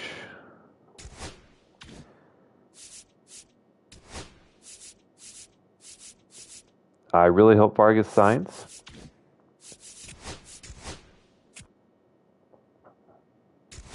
All right, so we know the new free agency thing.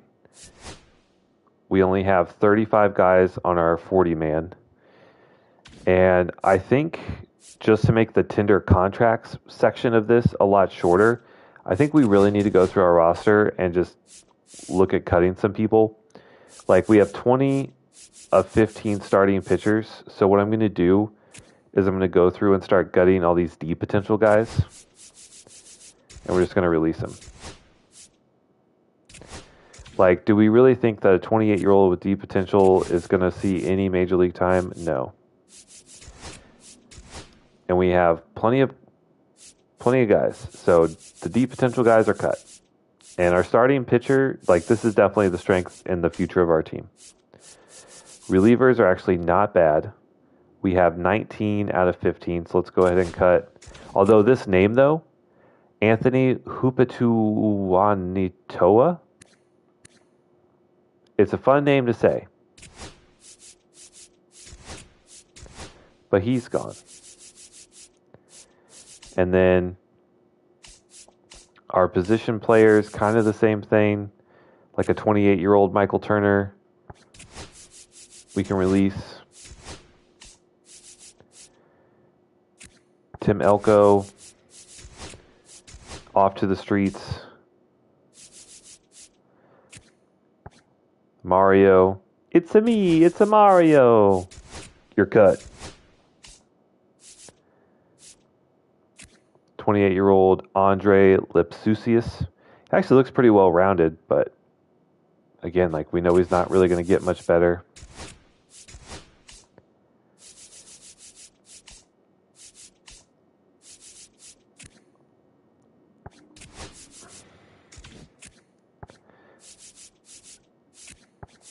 Tatum at least has some defense. I mean, they both suck, if we're just honest about it.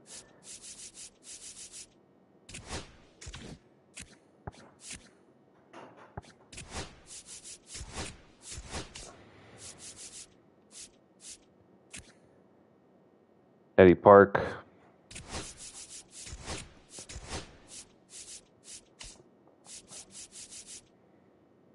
There we go. So that cut off what? Probably 6, 7, 8 people. Frees up some roster room. The 40-man, anyone that's Rule 5 eligible, that's not on the 40-man. Noah Schultz needs to be on there. He might see some time next year. Kyle Teal will probably be our day 1 starter. so he'll be on there. Cuero, 71 overall. He probably gets nabbed. He'll be on the 40-man. We have 36, 37. Heasley, if he gets picked up, that's fine. Paletti, if he gets picked up, that's probably okay. The rest of these guys are like 67 overall. C potential guys.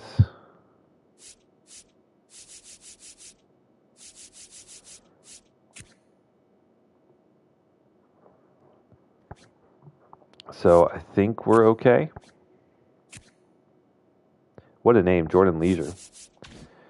All right. Arbitration. I mean, you don't, right? When I look at this, let's say he replicates the same progression in next year. He has 53 contact versus righties, 58 contact versus lefties, high 60s power. Like, he should be hitting the ball. It's just his vision is so terrible. We'll offer arbitration at $800K.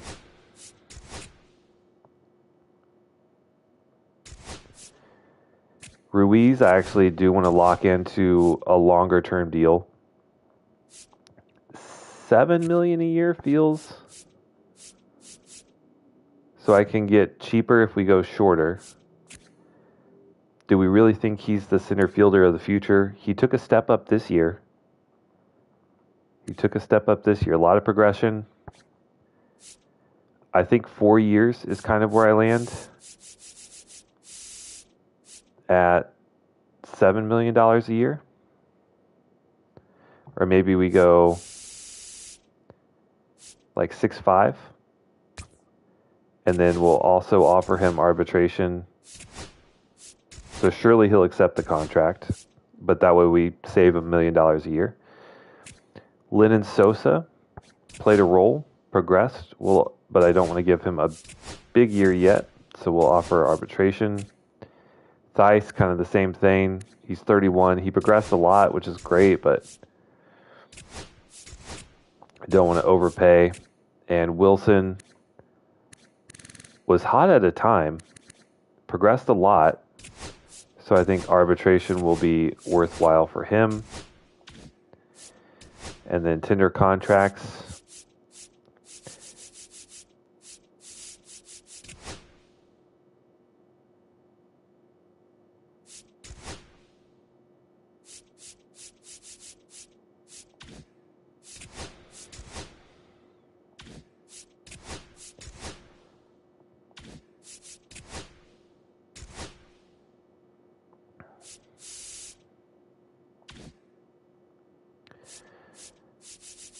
All right, so I'll go through this.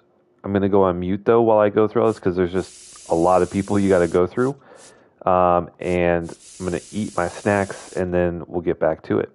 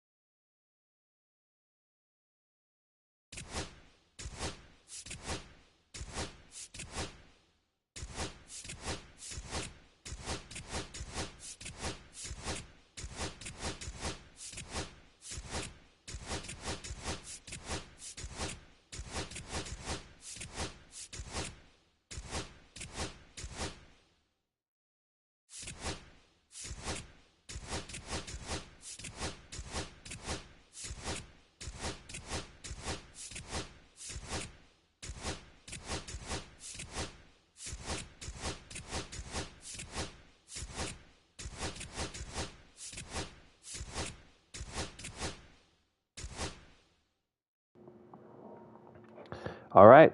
So there we go. That took a while. There's a lot of whoosh, whoosh, whoosh, whoosh, whoosh, which is kind of annoying. I wish there was a way you could just like do it in bulk, but that's okay. So 1, 2, 3, 4, 5, 6, 7, 8, 9 D potential players will be cleared off the roster. That's fantastic. Got all these guys in arbitration, and hopefully Ruiz signs a longer term deal with us.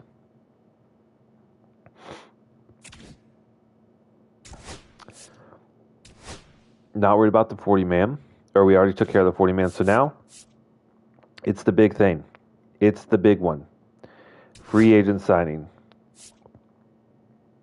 Positions, I'm not sure. Team needs. We definitely need power. We need contact and probably... Oh, only 2 team needs. That's what we need, though. We need offense. We need offense. Position players. We need corner outfielders desperately. Colson Montgomery. We got first covered. So really, I think we're okay. It's really just the outfield is where we really need help. And maybe a catcher. Maybe some relievers.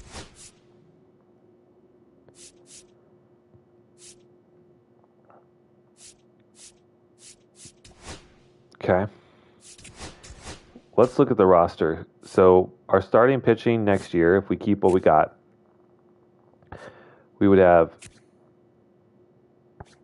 Cannon, Means, Wilson, Thorpe, and probably Eder.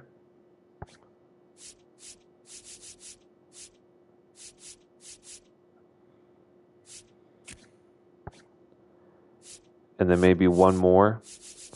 So one more starting pitcher, like a really good starting pitcher, probably wouldn't hurt. Especially if we get injuries. We do have a number of relievers I would like Pache was great.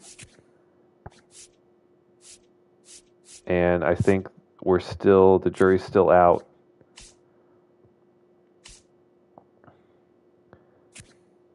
Kyle Teal will likely be the starter. He's 25.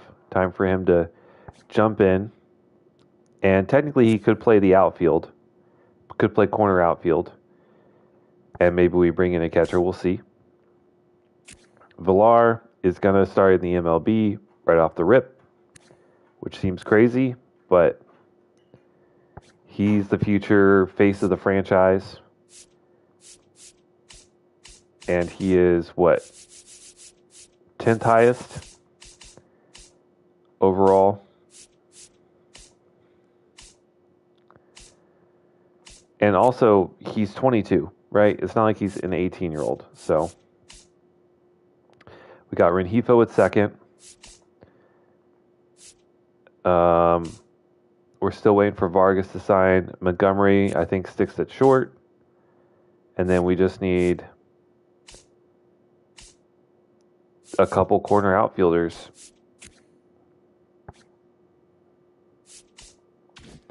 So that's pretty much it. And with that, let's look at what we get. So my thought coming into this is that we pick, because if you just pick one guy and focus on them, their willingness to sign goes up a lot faster. So I want to pick one player, one position, a big name, and go for it, right? We're not going to turn this franchise around in any meaningful time by going after high 70s, low 80 guys and hope we get 2-3 good years out of them while our rookies develop. I mean, it is a strategy, but I'm looking for kind of win now. Chaz Chisholm. I mean, maybe like he can play center. So we could do center field. He hit 252 and 31 home runs last year. He's not a super high contact guy, but he did improve a lot versus lefties. WAR of 3.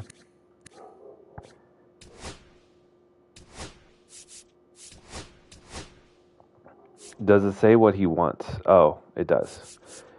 $22 million a year. And we have the money. Crochet and Scooble. I mean, Crochet, he's going to want a lot, but he's only 27. And, you know, he's a true ace.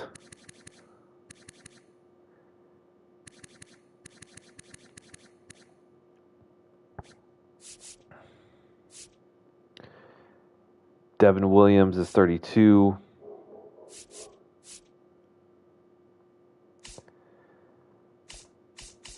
What about bats? What about bats? Ryan Jeffers, who regressed a lot last year, not ideal. Alejandro Kirk, I don't think that's worth. I want to land a name. You know what I'm saying? Scooble regress though.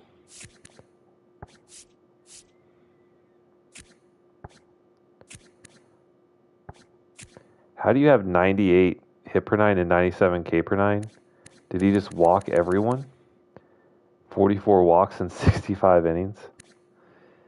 Oh, he's just a closer. Okay.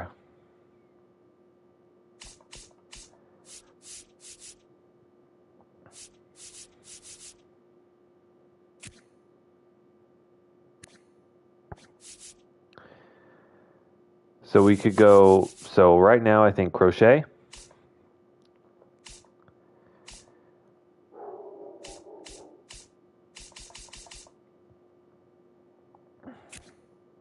Pete Alonso. We do need the power. He had a big step back though, and he's 32. I don't think that's good. Mountcastle is 30,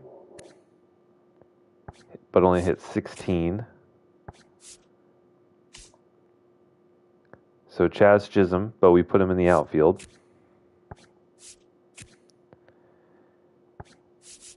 He's 29 though.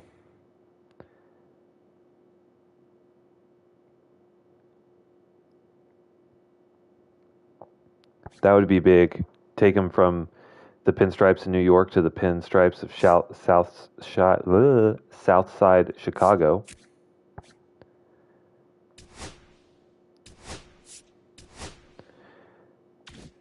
So why is Vargas on here though? Like, that's what I don't understand.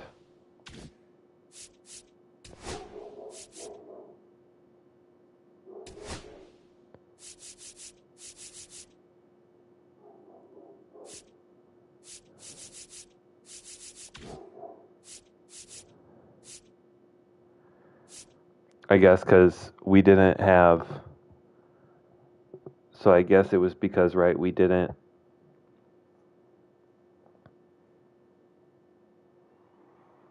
Because they were a qualifying offer and he just didn't take my offer.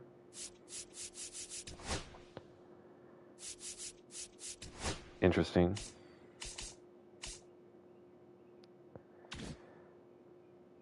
Now I got to remember who else was on there because that's actually really important.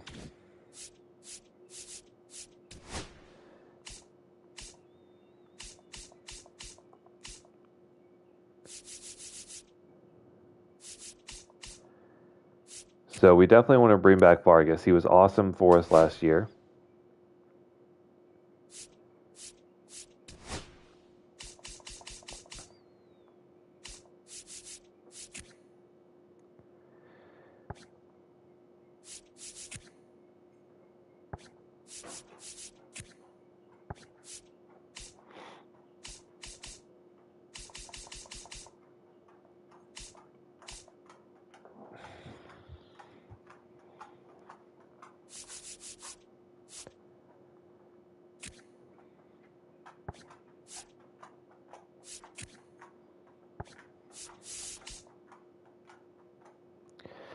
All right, and we said we really needed a corner outfield. So we got Chaz, we got Ian Happ, 19 home runs, not bad.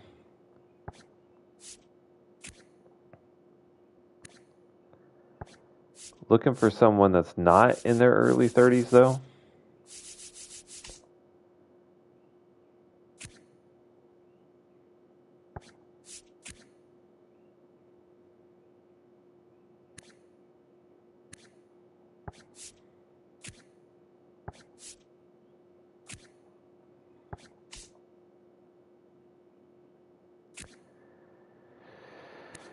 Oh, so our options are not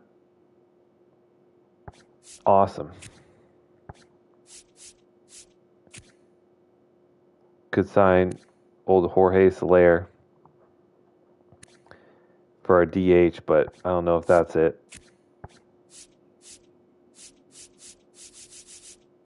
Nick Castellanos just does not have it. All right. So I think we're going to go power, and we're going to go right-handed pitcher.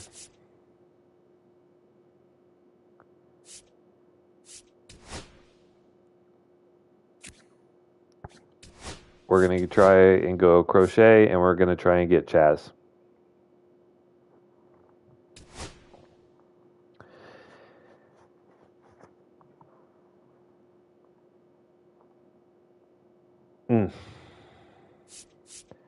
Out of these, our offense right now is the weakest, so Chaz goes to number 1, Crochet,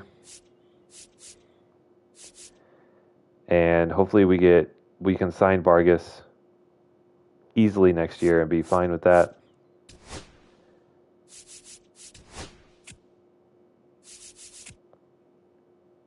Nationals get Zach Neto.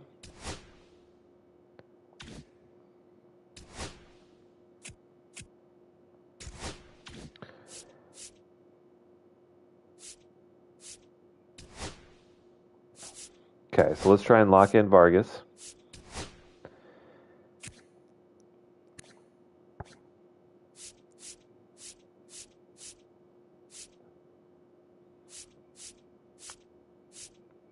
Just by adding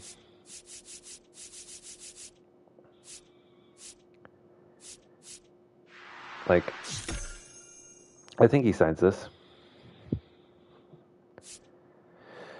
Okay.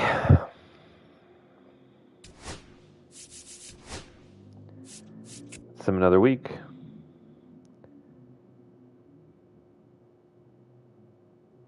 Okay. Pirates get Nico Horner.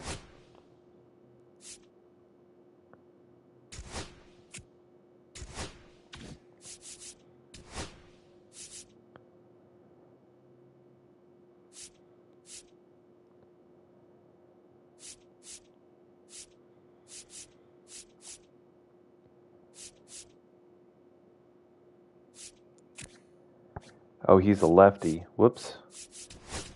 Let's go. There we go.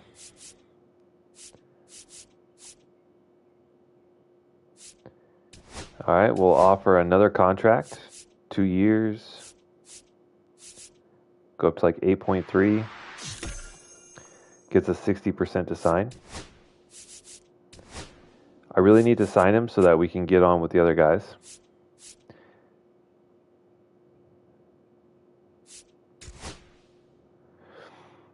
Griffin Jacks, a reliever, goes to the Blue Jays.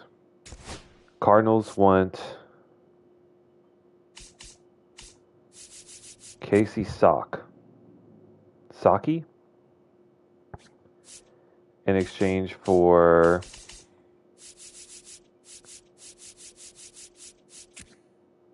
no. Vargas. There we go. Vargas is back.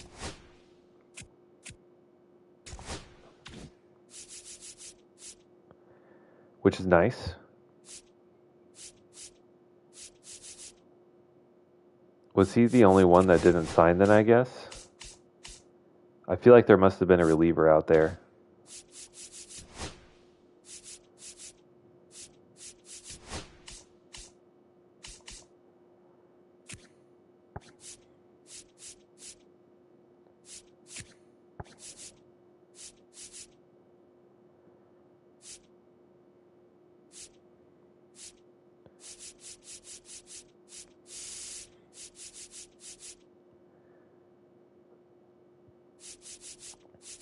There's plenty of relievers here, like that are all fine.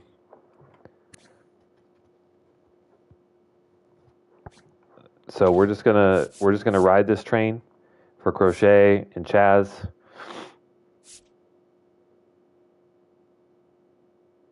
And see what we can do. So if I put second base in starting position, so we'll go second base and starter. So that will increase as well. So we're getting 9% per week on Chaz.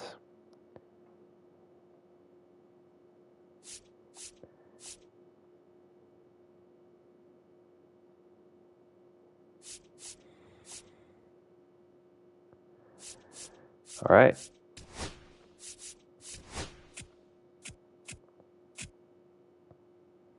All players must have tender contracts. Nope.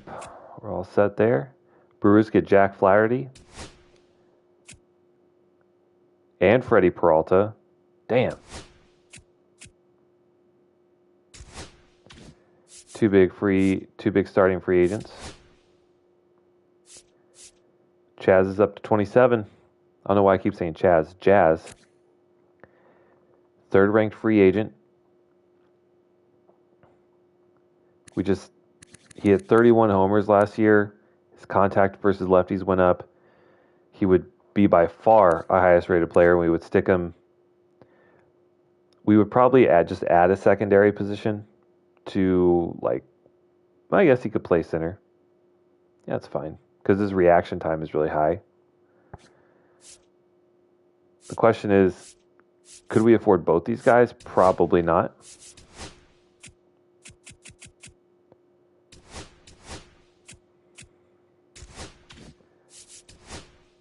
$36 and $22. All right, big moment. We had the worst record in the league by 1 win.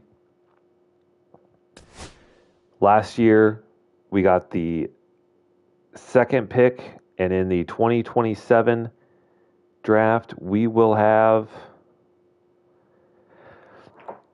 Yes!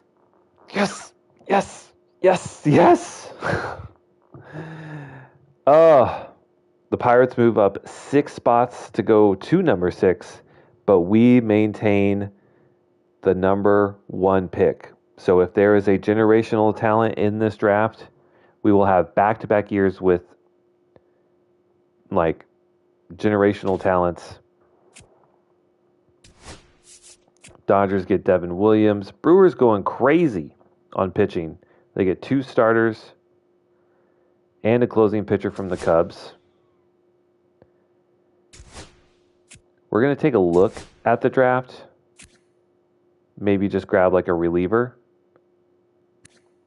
But, oh my. 24 walk per 9, no shot.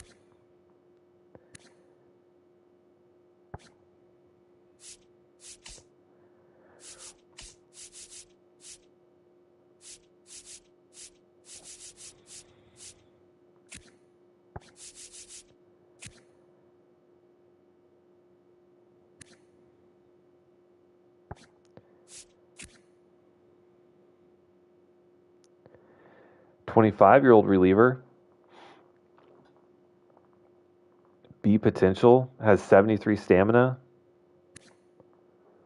So we'd get plenty of team control. Like, he wouldn't be... It just sucks because he has to play, you know?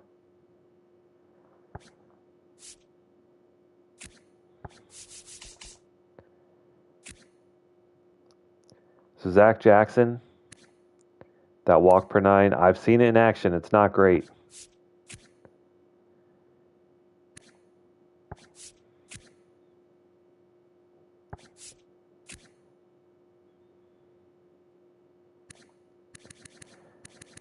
I wish you could see their minor league stats, though. It just sucks because I want to see.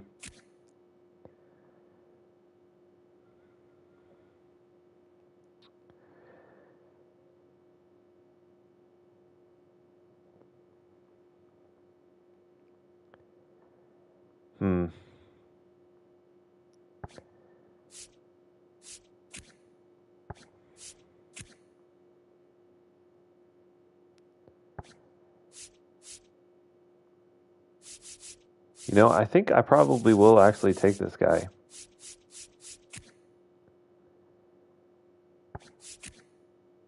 I don't know how to pronounce his name, but Ian Gabot.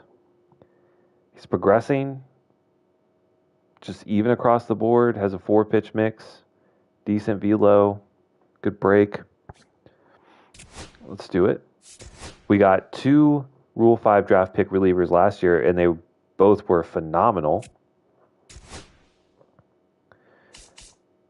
So we might just do the same thing again. Victor Gonzalez, a lefty. Great pitching clutch. Limits home runs. The walking K per 9 is not great, but 88 hit per 9 is pretty nasty.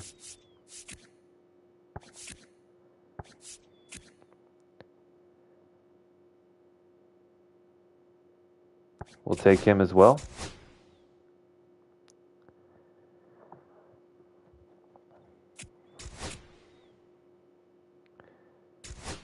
All right, and that's it. Check in on chat on Jazz and Garrett. Can almost try to get Jazz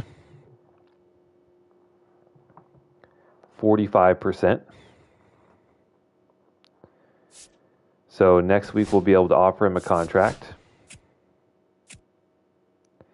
And it's now or never. It's rumored that he's going to be signing with one of those 3 teams, Seattle, the Angels, or the Yankees. We only have 40%. So if we want him, we're going to have to overspend like crazy. He's 29.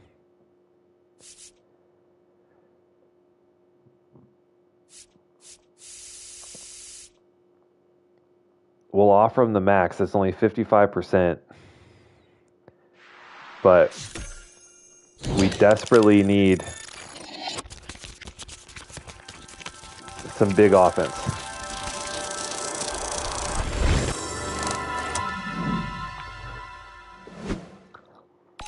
And Jazz signs with us. We only have, 55% chance to sign, but we offer him the max deal that we could. And he takes the money and runs. 7 years, $27.5 million. I didn't think we would get him. But we have a true star and someone to turn this franchise around with. Welcome, Jazz Chisholm Jr.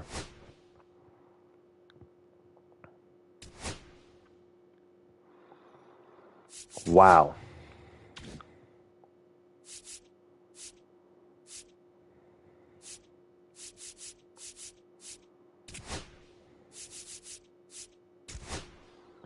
Now, what's our budget like?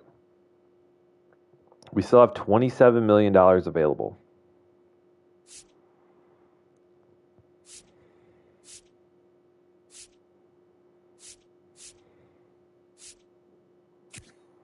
Looks like Ruiz took our contract. 4 years, $6.5 million.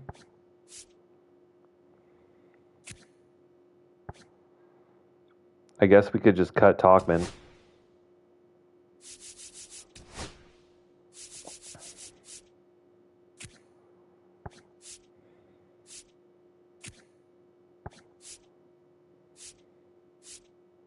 We cut Connor Joe. We did keep Pache. Okay. But we got to thin out our 40-man.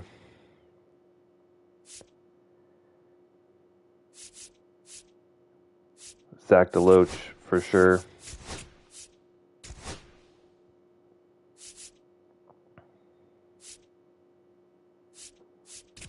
And Tatum. And Slater.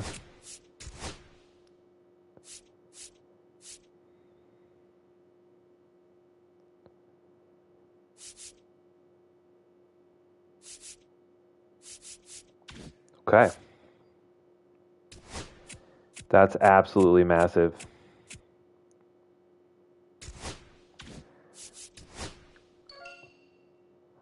Jock Peterson wants, after seeing Jazz Chisholm come over, Jock Peterson wants to come to Chi-Town. He would have to be our DH because his defense is horrible. He hit 30 home runs last year, 305 average. Just mashes righties. On base was 380.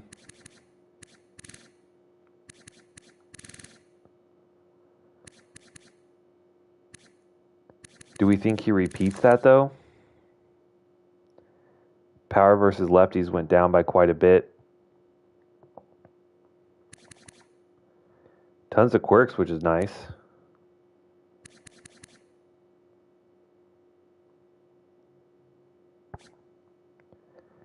He wants 2 years, $10 million a year.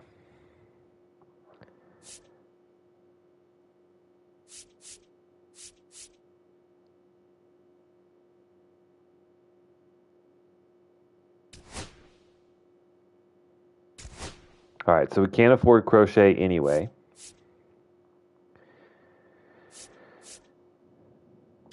So we do still need a corner outfielder, though. We need a reliever. We need a closer.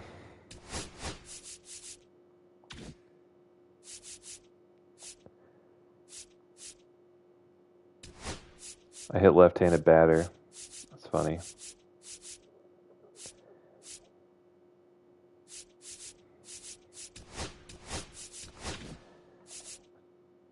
Jock Peterson really wants to sign.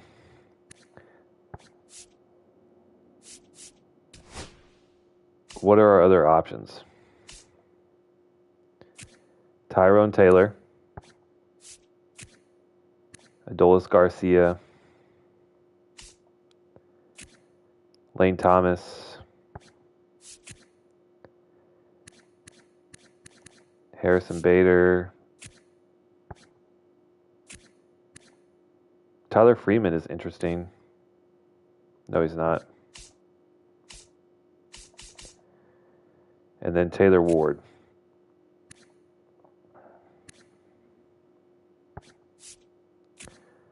Or Randy Arozarena. Rake Fraley. I mean, out of all these guys, though, honestly, Jock performed the best by a large margin. The thing is he's a huge defensive liability, so we would pretty much have to DH. But we desperately need the offense. We signed one big name. I think we're just going to offer him a contract. He's 34. I think 1 year for $10 million. And then I think we need to add a couple relievers as well.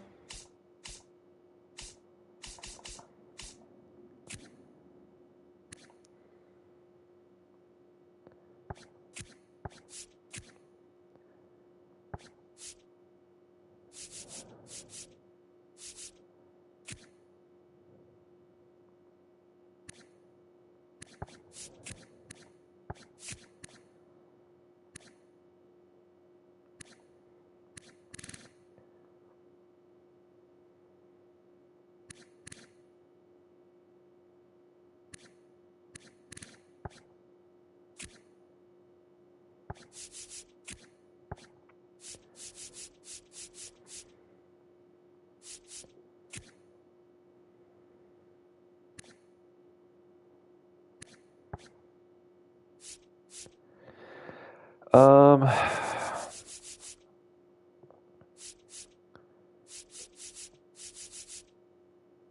we can probably sign two of these guys.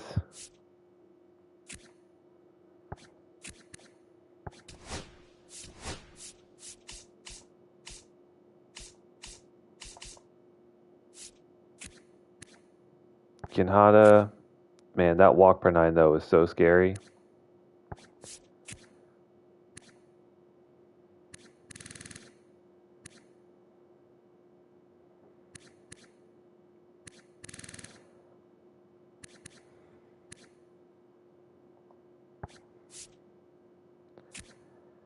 JoJo, he was great. He only wants $6 million. Let's get those two guys on here. And we have reliever. We have, yeah, that's fine. The Braves want Colson Montgomery, and they're willing to give us 74 overall lefty prospect Andre Ramirez. Nope. All right. Jimenez, I mean, sure. We'll offer him a contract.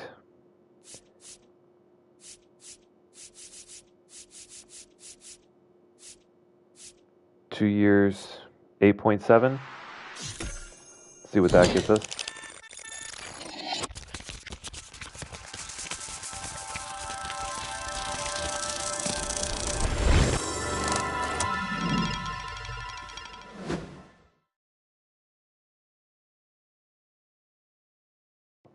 All right, so he goes to become an Astro, and now the decision on Jock, he signs.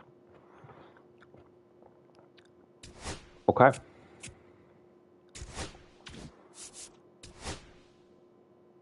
Lane Thomas, not interested.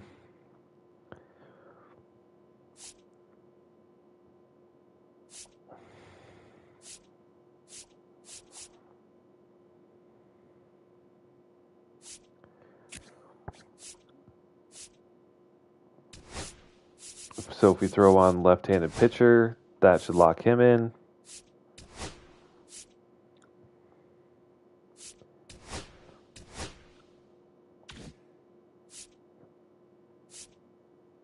We still have 17 million left.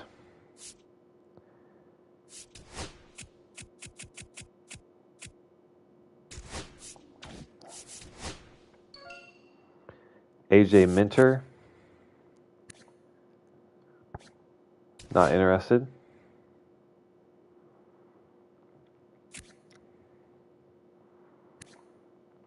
JoJo's looking good. I think we'll maybe give it one more week. And now it's now or never. All right. He's only 30. I'd be willing to even go with like a 3-year deal at, what's the max we can do? 7.75.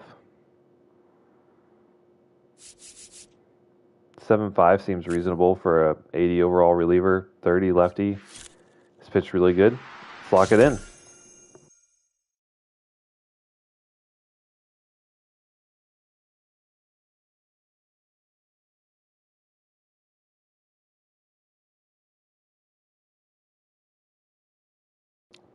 Damn, so we'd offered him more money and another year, I think, and he doesn't sign.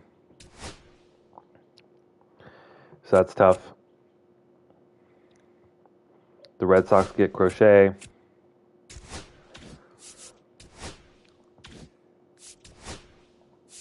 So what's our board look like? So starting pitching, right? We feel pretty comfortable with this. Another starter would have been great, but we got some kids down here that are going to get some time, and hopefully they pitch well. Then we got Pache. We signed 2. Oh, that's right. We got 2 new relievers there. So there's 1, 2, 3, 4, our top 5 relievers. And then we'll probably just take more starting pitchers. and have some of these guys out of the pen. We'll keep Murph. So we'll have one. All right, so we'll potentially have like 1, 2, 3, 4,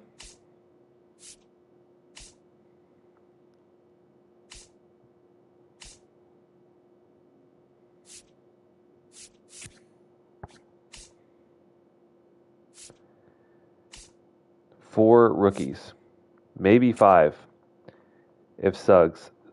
The thing is, like, oh man, our corner outfield situation is actually we're okay, right? Jock, good lord.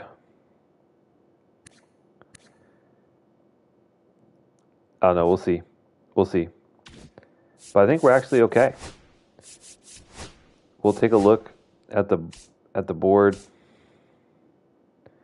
Just can't afford any of these guys. We could use a closer, but he's not even very good.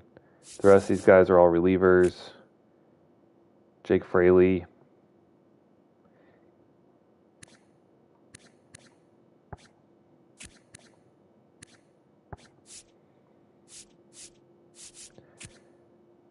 Lance McCullers, Luis Garcia. Maybe we could add these guys, but I think we're going to trust the guys that we got. It's just going to be year of the rookie. So let's send to the arbitration hearings.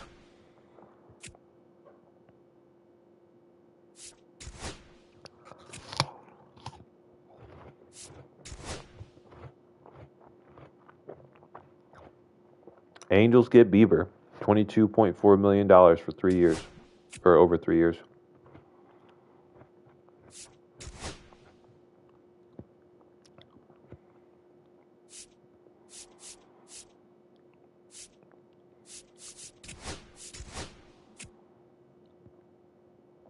Lennon Sosa, we get for $800K. Theis signs for 1.4.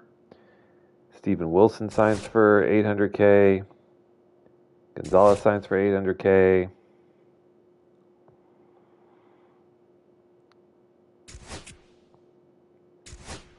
Dahlback signs for $3.4 million. That's crazy.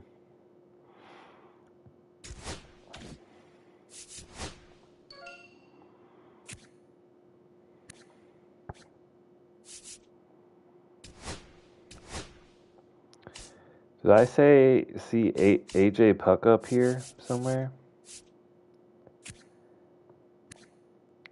Phil Maton.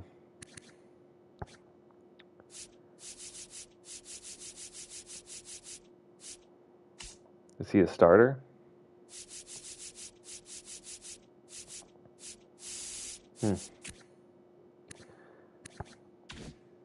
All right.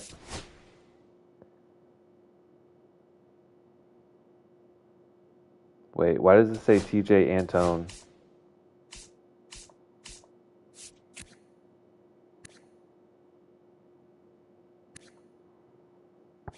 How did he up in there?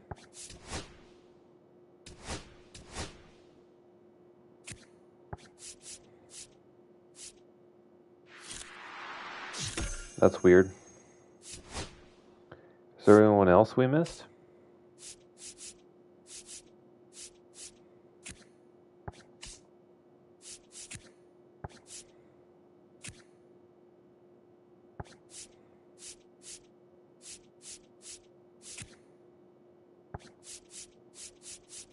I don't think so.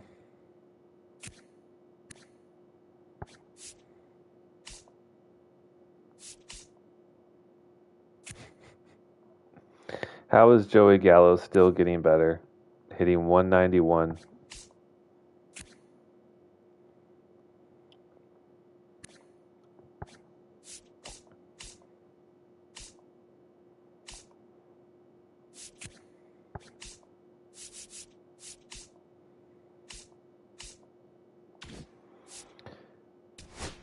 Okay. I don't know how TJ Antone ended up off of our roster, but he's back.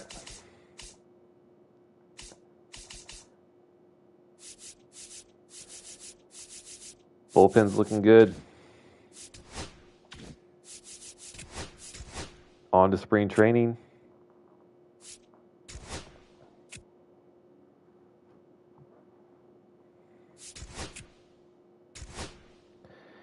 All right, spring training. We do not care. So let's get to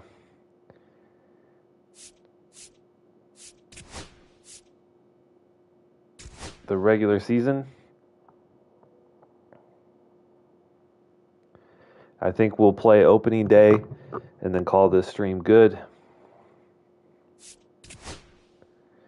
First, we got to set our roster and all that good stuff. So we will have Noah Schultz up as a rookie.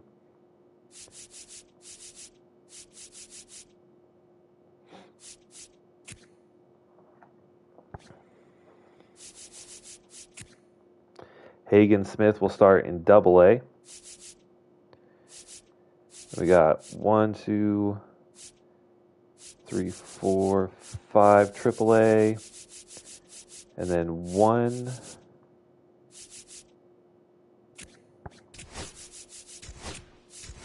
2,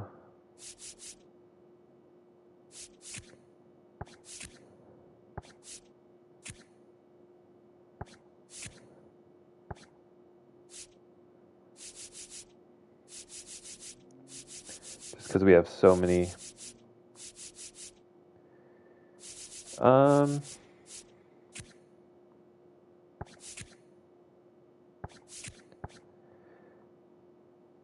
Yeah, I guess we'll just start him in Double-A.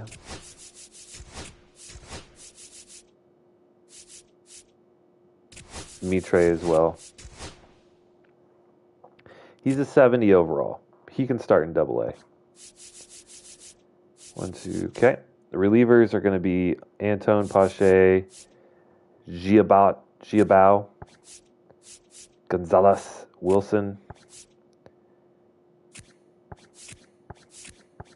We got 2 lefties, 3 righties. That's fine.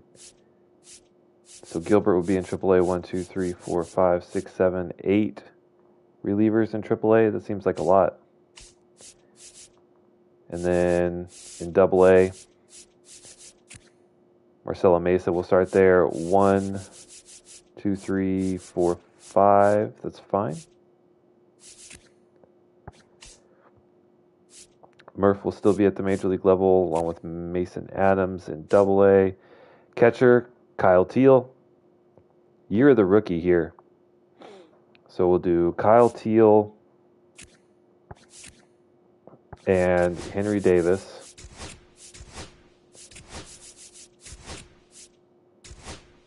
Corey Lee will go down.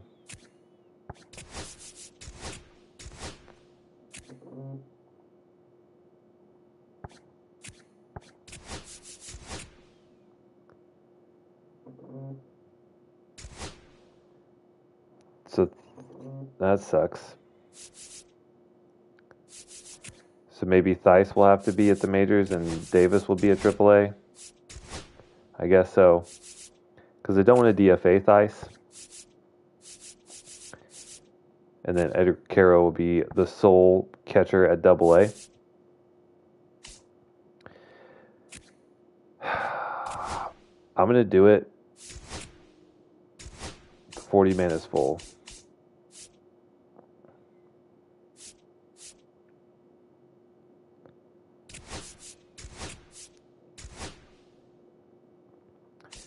This may seem a little reckless, but he's 22 years old. We are going to immediately start him at the major league level. Andrew Vaughn behind him.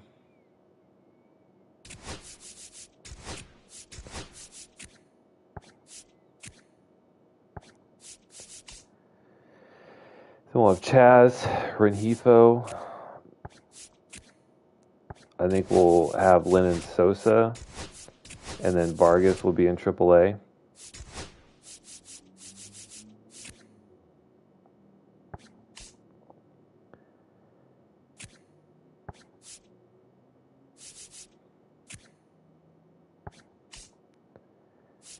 Colson Montgomery at short.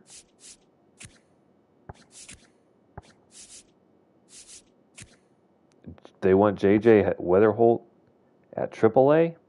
No. He's going to start at AA.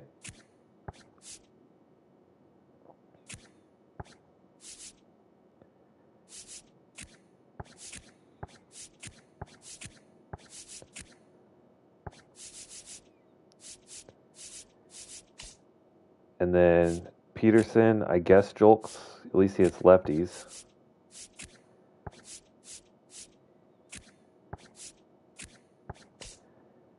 Ruiz. I think we'll move Franco up to AA, see how he does. I feel like he'll just absolutely mash at AA. But we'll see. And then Shannon Suggs is 22, so he'll start at AA. I guess we could keep Franco at single A.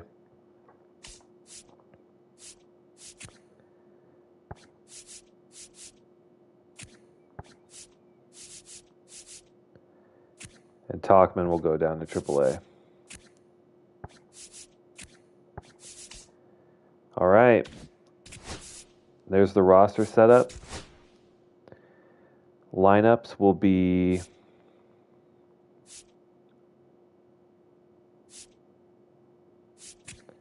why in the world would we have Rengifo DHing? That's crazy.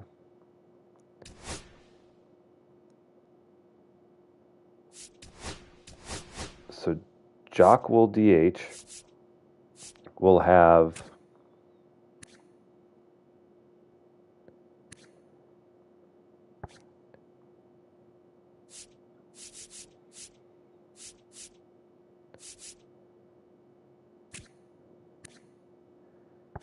Rengifo leading off. Vargas second.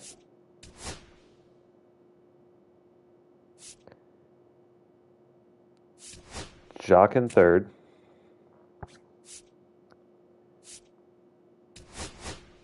Chaz is going to play center. Ruiz is going to play right. The rookie first.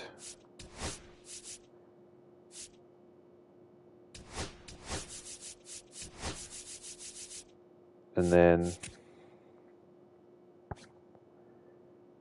we'll do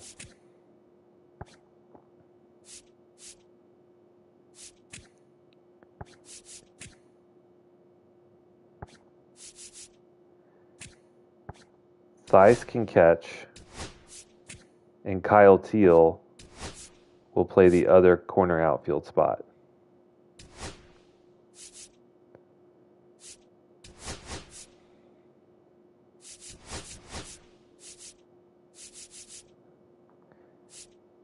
So Rengifo, Vargas, Jock, Chaz,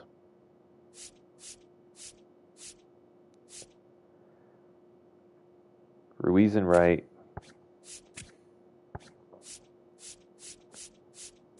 Teal in left. There we go. And then versus lefties, we'll have Ruiz leading off, then Vargas,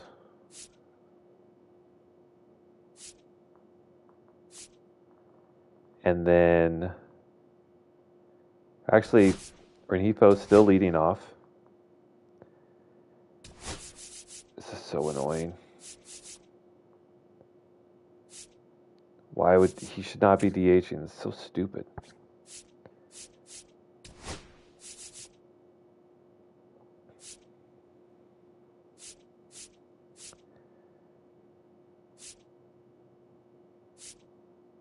We'll have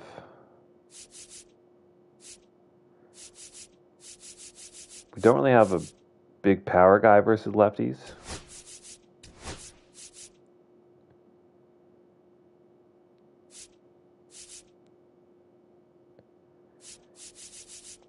But we got contact at least.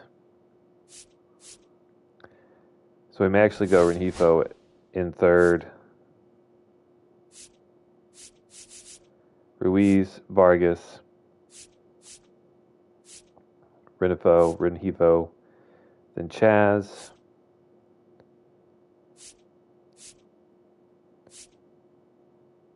Teal will be Chaz in center, Ruiz in right. And then we'll have like Lennon Sosa, who has 80 contact versus lefties. He'll be in here. Has pretty good clutch as well.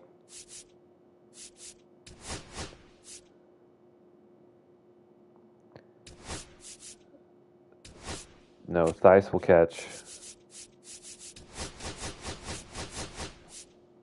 Goodness gracious. We got kind of a funky lineup, but I like it. Hit-choo. So we don't have much power versus lefties, but we got a ton of contact. Okay. And then the rotation. I mean, Cannon actually was our best pitcher last year, so he'll take opening day. Actually, it should be Wilson. He's the veteran. And then Means, and then Cannon. Eder was better than Martin. Schultz and Martin. We'll have true long relievers. And then Murph really struggled last year. 6 blown saves.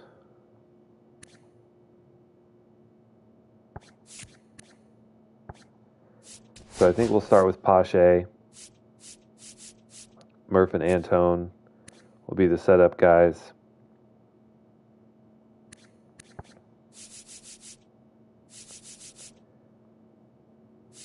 Or Murph will be middle relief. Okay, there's that. And we're still 30th ranked in the league, 29th in pitching, 28th in power, 20th in contact. That's kind of crazy.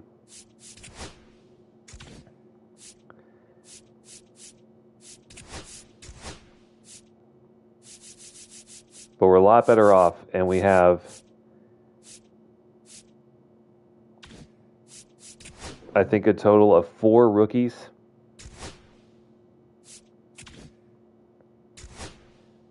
Starting today, or starting this year.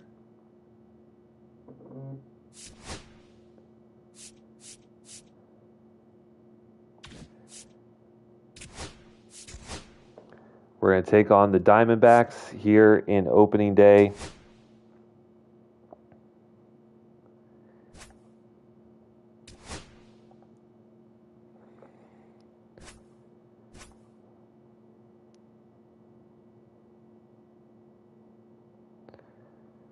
Bryce Wilson on the mound.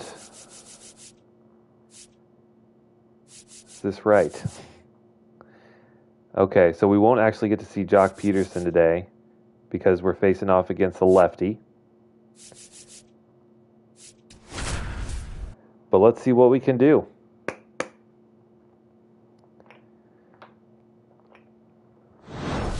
I'm pumped. Paid big money.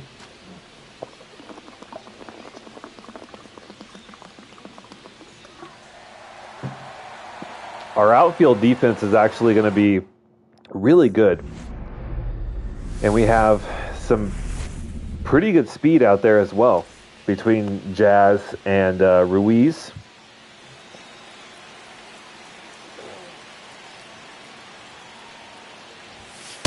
Ball. 1-0. So let's see if we can continue to build on last year where we didn't necessarily put up a ton of wins, but we finished the year really, really strong. We finished the year really strong.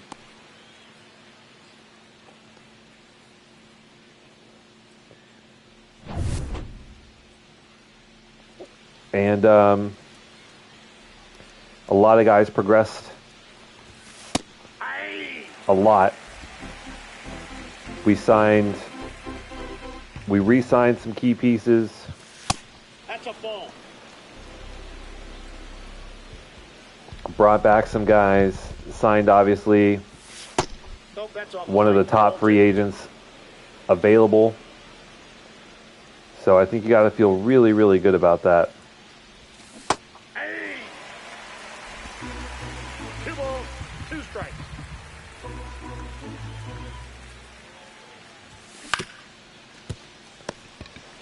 Little grounder to the third, no problem. Got him.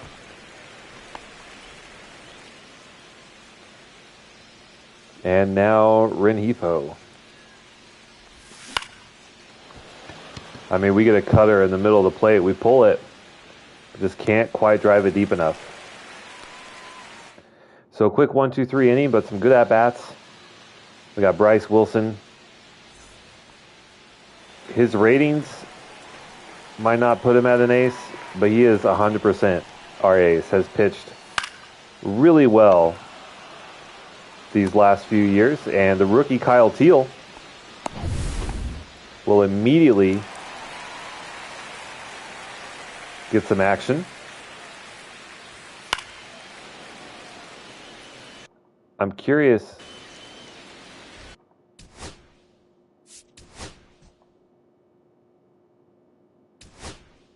if any of the guys we traded to them are on the team. Josh Bell will be playing at first. So we will face off against a former player of ours, who we traded away to get a top prospect. And Wilson does allow a single to Geraldo Perdomo.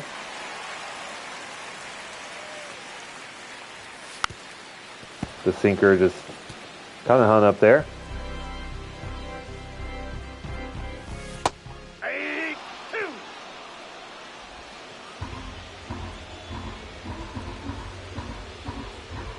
Trying to get a little ground ball double play, but instead we'll get a strikeout on Ketel Marte.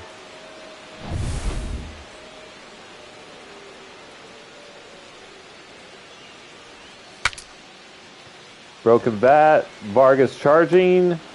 Vargas makes the grab. So the Diamondbacks leave a man on first.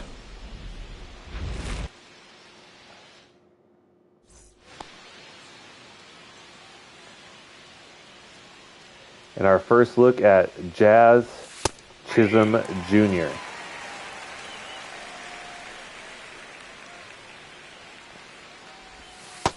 Ball, that's off the plate. Spent a lot of money to bring him in. Didn't think that we would honestly have a chance because there was a lot of big teams going after him. And his first at-bat as a White Sox is a strikeout. Fastball away, catches the zone.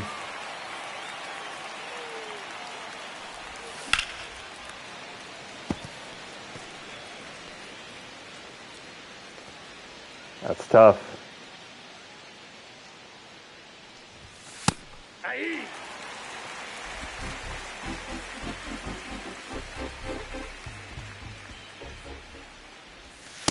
Inside, ball 1.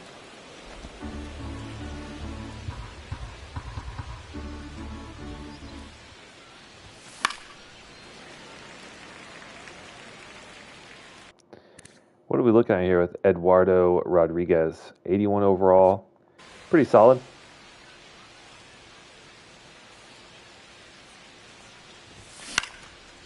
And I think we're going to have our first hit of the game. Lenyn Sosa with a single up the middle. We get one on with one out.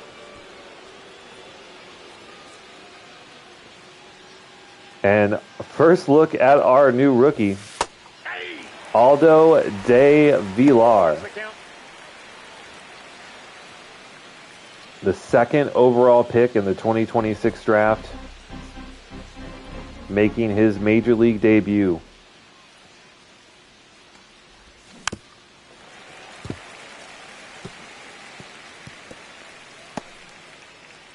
And we are immediately throwing him to the Wolves. We feel like he's got what it takes.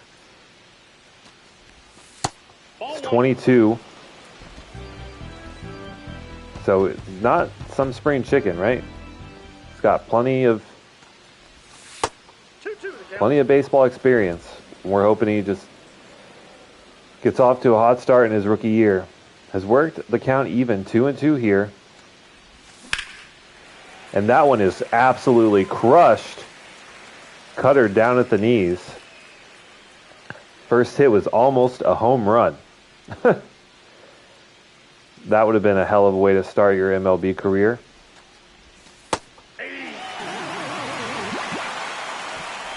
And that slider just falls into the top of the zone.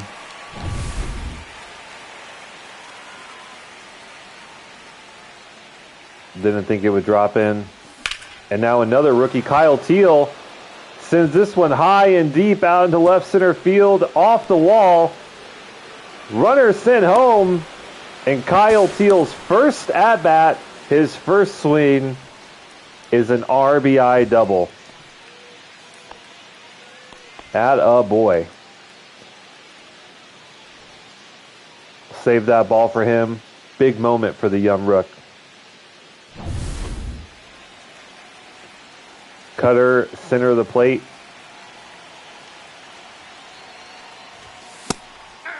And now Colson Montgomery. He had his rookie campaign last year. Started really slow out of the gate. Nope. And then turned it on at the end of the year. Ended up posting an average around, I think it was like 230. Got close to double-digit home runs.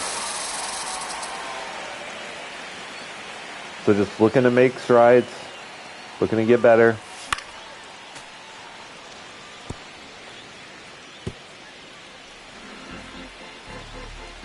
We want to be a team that's competitive. And part of that is having some of these young guys step up.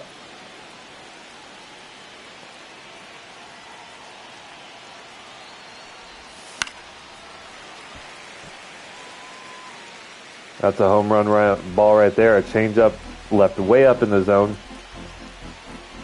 But we're just a little bit behind it. And that one in opposite field. Flying out to left, and that one is snagged. But Kyle Teal gets us on the board. Hoping we see a lot more of that throughout the rest of the season.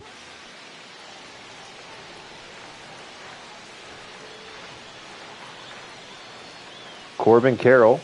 I think we've seen 0-1's the count. The Diamondbacks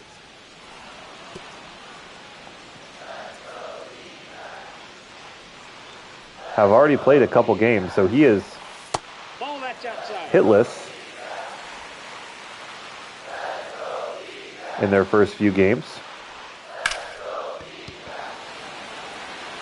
And it looks like that will continue as Jazz. Why do I keep saying Chaz? I think I keep mixing Jazz and Chisholm.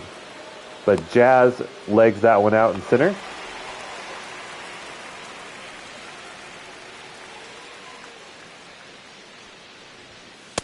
That's a ball. Ball one, no strikes. Hey!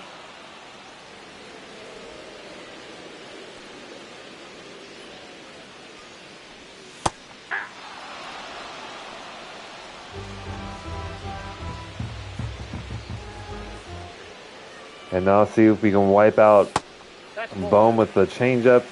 No dice.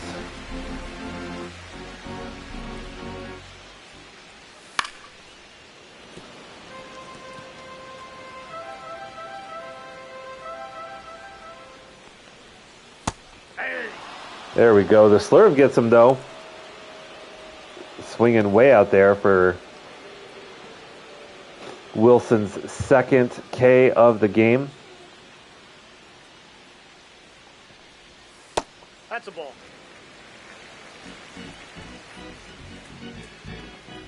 Now Lourdes Gurriel. Aye.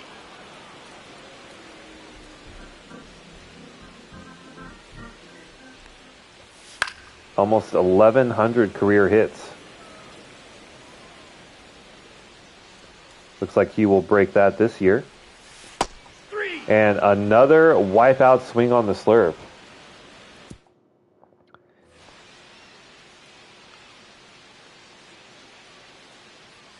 And what do you know? Ball, that pitch is up. It's another young... Well, actually, Matt Thaiss is not very young.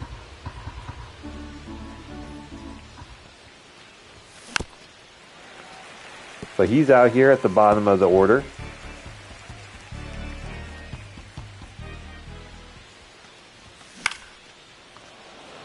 That one driven out to right, but Corbin Carroll out and right. Ton of speed and range. No problem for him to snag it. And we're back at the top of the lineup. Ruiz immediately grounds to third. He's out.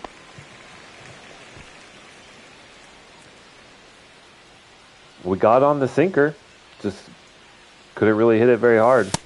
Counts 1-0.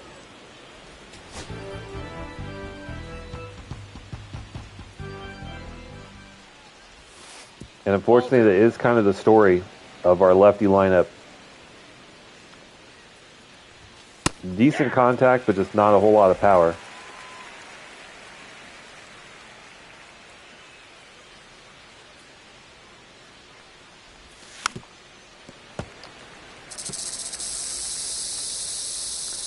Counts even. Can we start a little two-out rally with Vargas? The count is full. Really close take.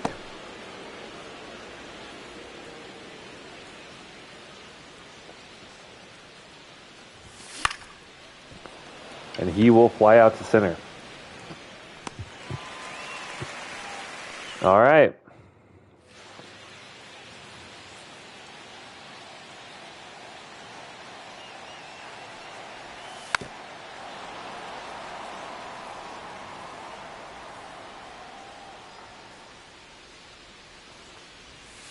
Aye. 0-2. So far, Wilson looking great. 3. Another punch out. That's 3 batters in a row sent down via strikeout. 4th of the game. Starts off with a cutter, another cutter, and then a slurve. I mean, absolute dots from Wilson. Aye. 0-1.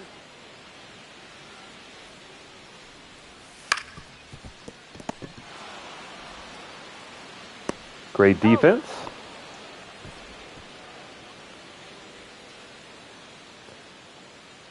And a quick 1-2, likely 3 inning. As McCarthy flies out to center. Jazz is under it. And so far, not really a whole lot of excitement. We haven't seen a ton of hits. Only 1 run apiece through 3 full innings.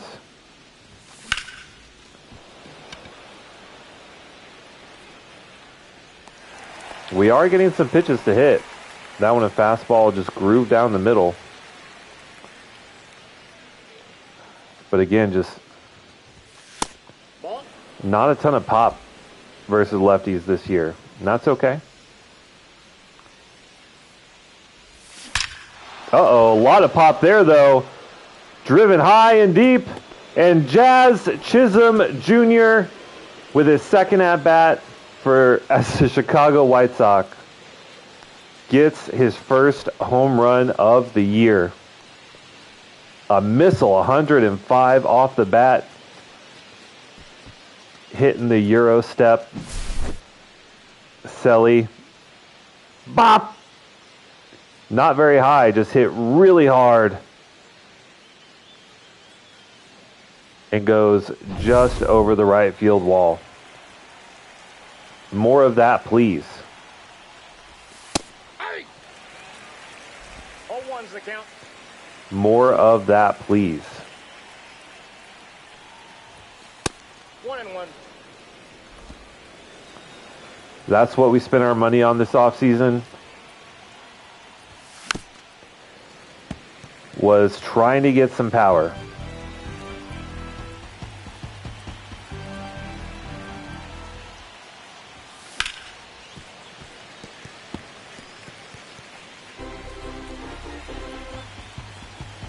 Because all in all, as Lennon Sosa somehow makes contact with that cutter, we just lacked runs. There's really no other way to say it. Our offense was bottom of the league. And so we're paying $20 million a year for it now.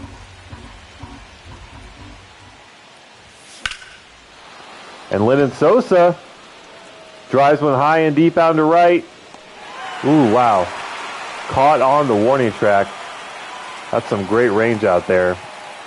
Lennon Sosa with a single and then a really hard hit ball out there.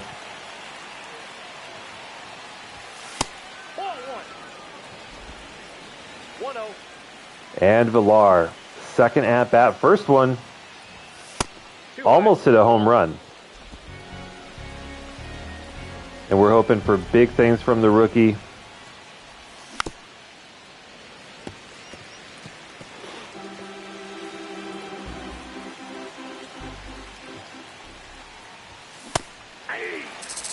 He's got all the tools to be successful.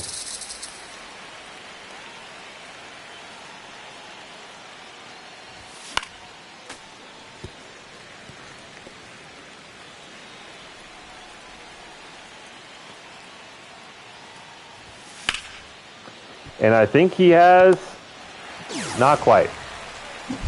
Corbin Carroll with the range. And that was a pretty hard liner, but fielded. And we will have to wait to see his first hit.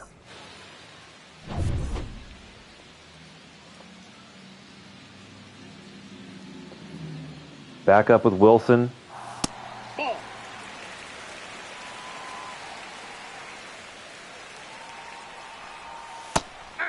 Another guy like, I don't think we have to pay him $12 million a year, but he's definitely earned it. Is going to give up a leadoff double here, though, to Perdomo. But so far, year after year, has just been incredibly consistent.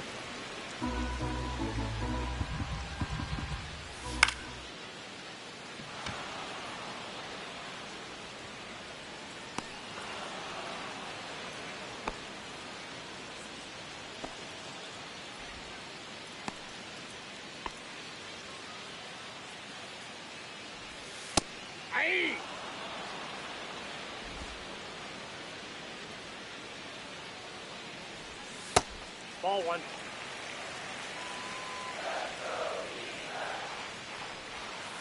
Ball.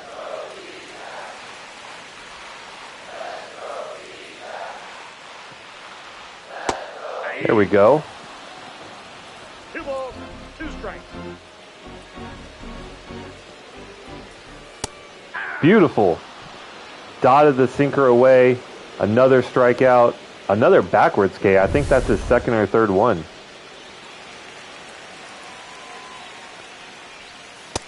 Just kind of something about his delivery just seems to bamboozle people. 2. No balls, 2 strikes.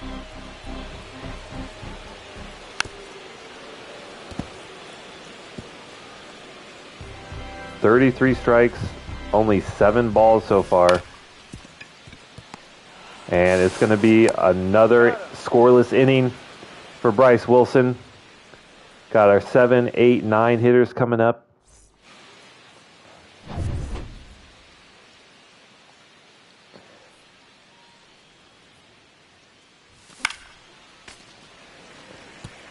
Kyle Teal, the rookie, making his MLB debut, had an RBI double to give us a run in the first. No balls, 2 strikes.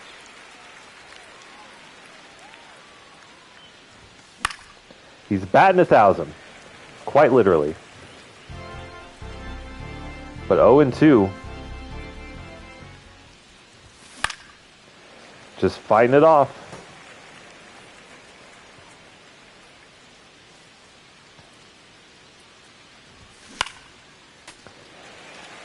Getting some pitches to hit, just not putting anything in play.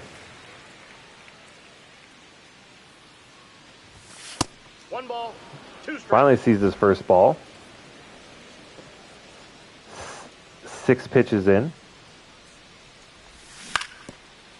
Foul.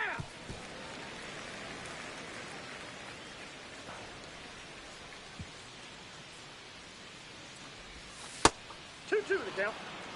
Working a really good at bat here. 8 pitches deep so far. And this one probably gets snagged. Nope. Falls foul. Really working this at bat. Close to double digits. And that one hit really hard. 103 off the bat. But somehow snagged by the first baseman.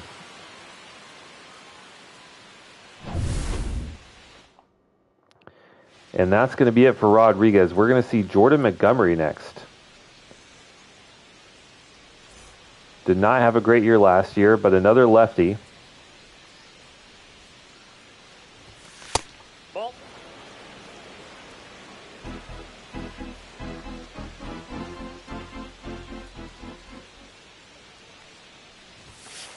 Ball 2.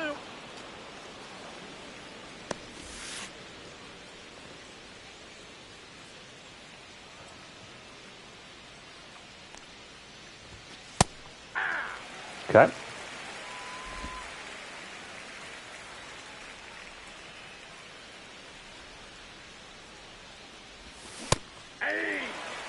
Check swing. They say he went around. 2 strikes. Maybe right at it. Pretty close call. Count full.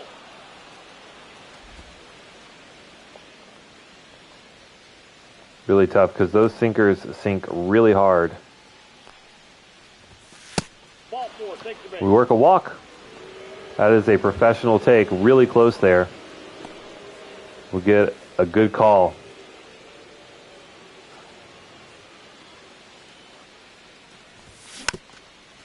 And now Theis behind the plate today.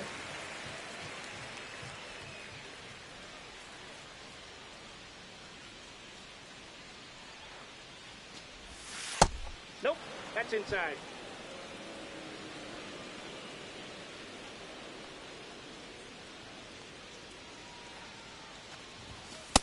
Two balls, 1 strike. He's working ahead in the count.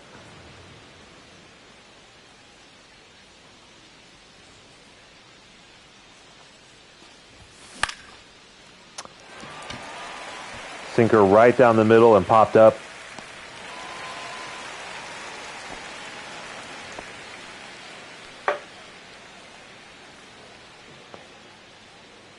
And now on with Ruiz. Hey. 0 for 2 so far. But you got to think with 72 contact versus lefties, Sing.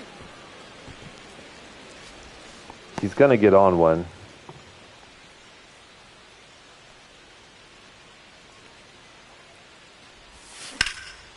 And there it is. A liner out to left. It's a single. And maybe a little 2-out rally going here against Jordan Montgomery. Curveball. Just kind of hangs a little bit. Stays up. That's a ball.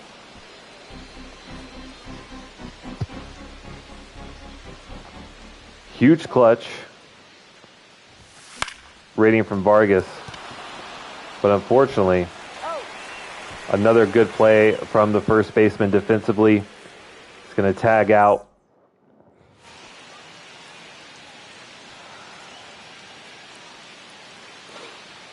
the runner at first. And we're right back up with Bryce Wilson.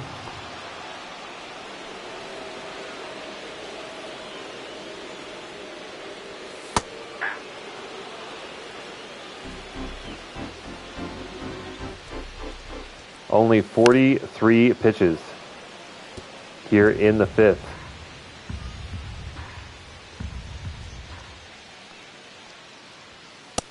That's a ball.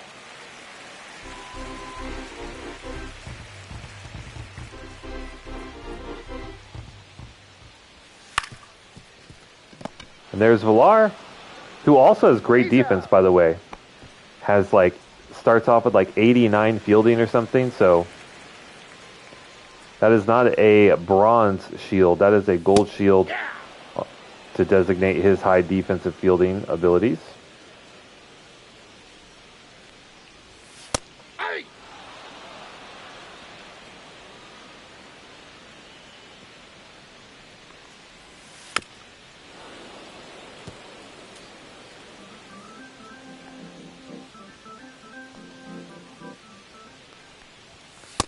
That's out. Eric Rose, how's it going?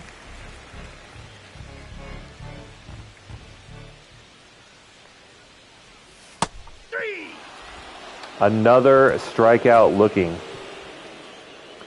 I know Bryce Wilson has been really good. Had a little bit of a down year last year. I mean, we're talking by tenths of an ERA.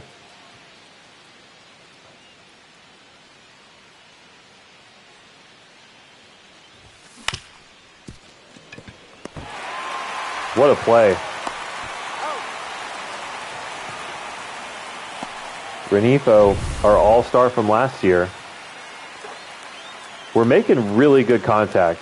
I'm not upset with it. But Nope. really good defense Ball one, no strike. from this Diamondback squad.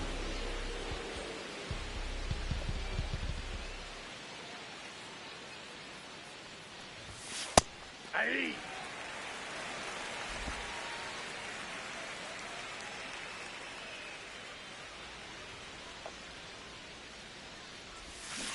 Aye. One ball, two That is strikes. the second time Chaz has whiffed on a slider. It's been well in the zone. This one going opposite field, landing safely in the glove of the fielder out there.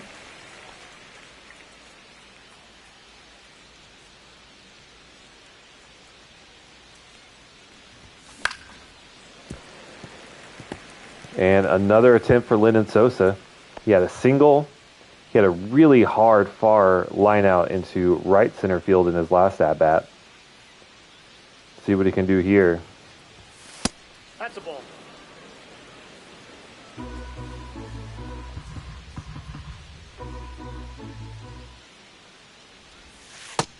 Two balls, one strike. Easy to lay off those.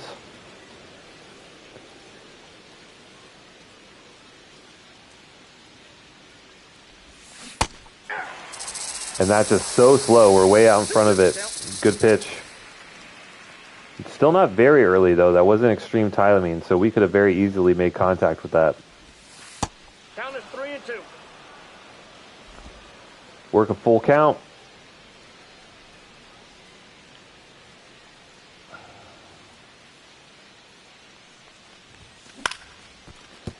And that's the end of the inning. He's out.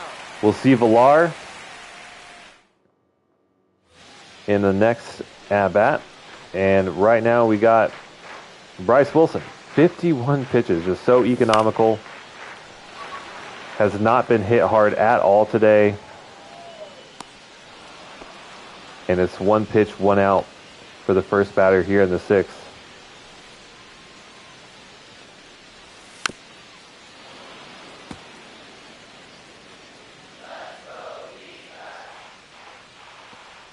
Two-time All-Star Jake McCarthy. Interesting.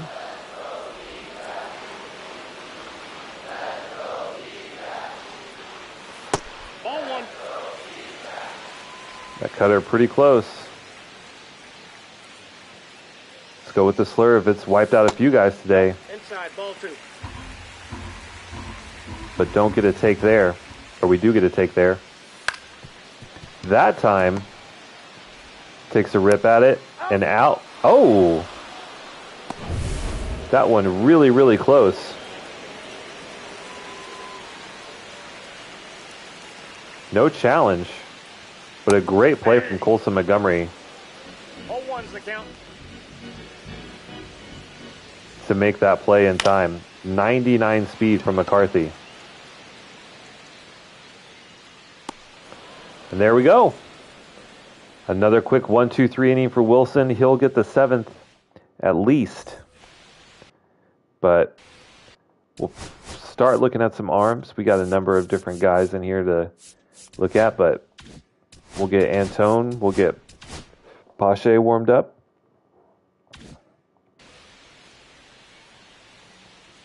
Antone maybe goes an inning in a third or something. And still looking for the first big league hit. Second overall pick in the 2026 draft, Aldo De Villar. Has timed up some swings so far, has worked some good at-bats. But just can't get anything in play.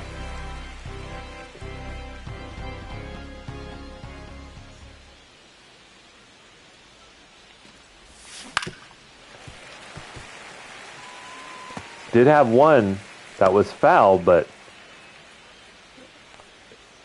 was about maybe 10 feet away from being a home run. And that's his first strikeout, I think. Not able to put anything in play. Tough opening day for Villar.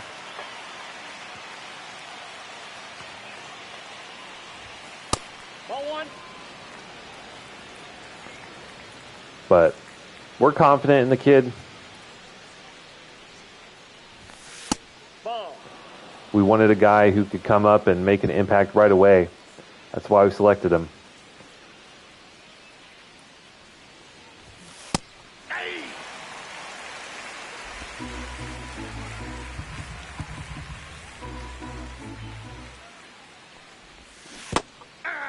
Wow, great curveball there. 2 balls, 2 strikes.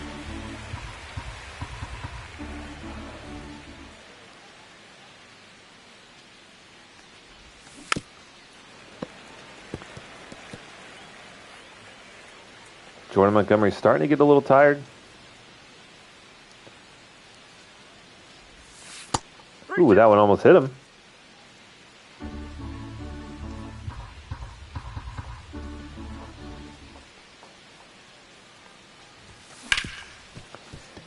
And Kyle Teal puts that one in play, but just another ground out. It's been the thing today. We've been making good contact. Been happy with that at least. Last year, a lot of swing and miss.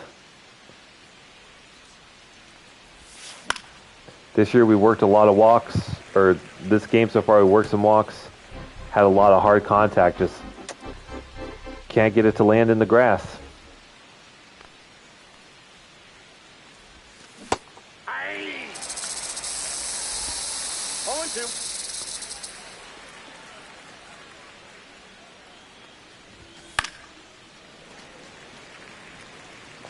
First time we've seen a fastball from Montgomery in a while.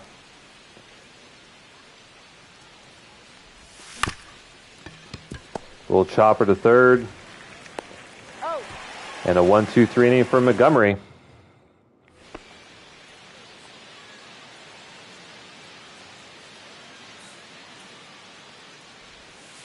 Aye. 0-1.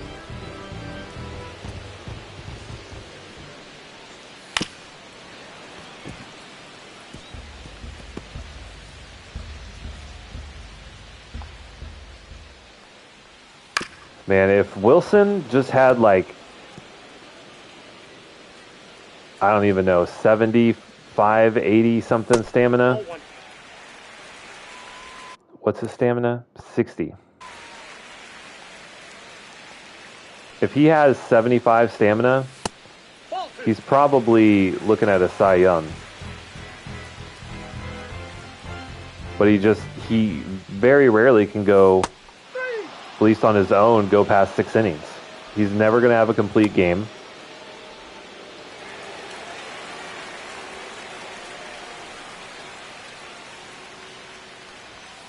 Hey! 0-1's the count.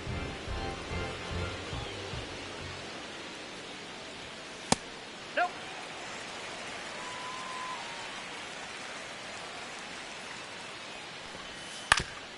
But he just consistently fills up the zone and gets nothing but soft contact. He's out.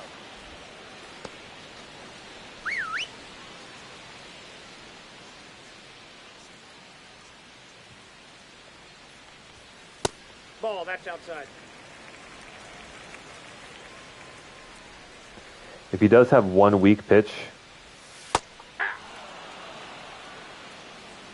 it's probably the sinker. I feel like that does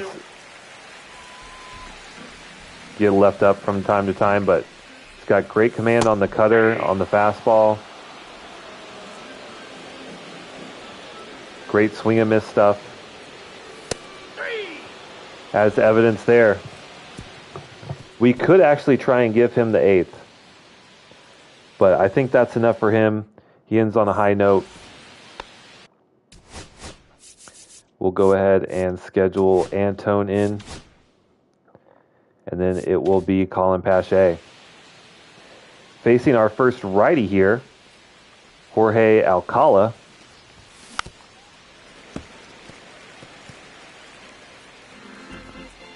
Fastball up to 100.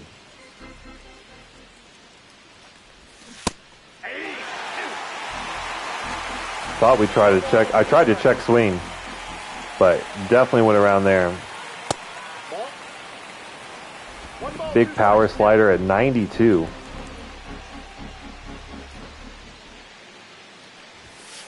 Ball 2. Diamondbacks looking to keep this one close.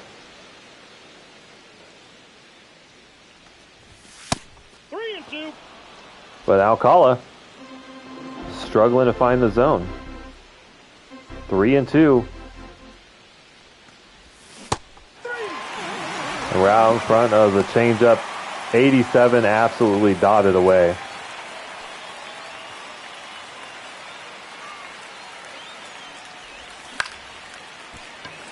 Ruiz a little bloop out in the center, but caught. Diamondbacks just have so much speed out there. That is so tough to get something to land.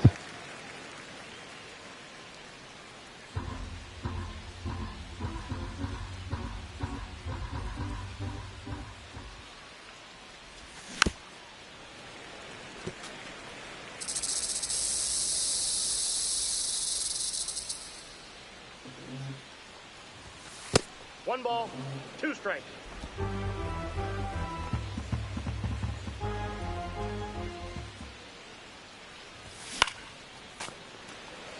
Hanging in there. What's Alcala's like hit per 94?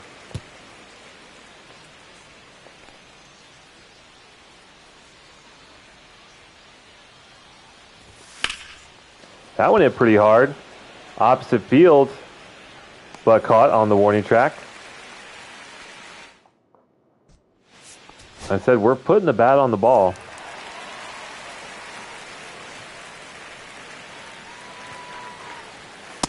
Ball 1.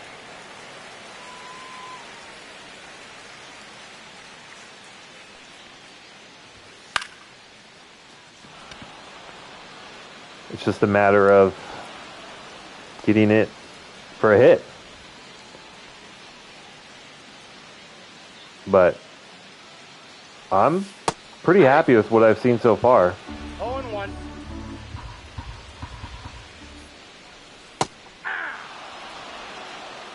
No balls, 2 strikes. Of course, obviously, I'm controlling everything, but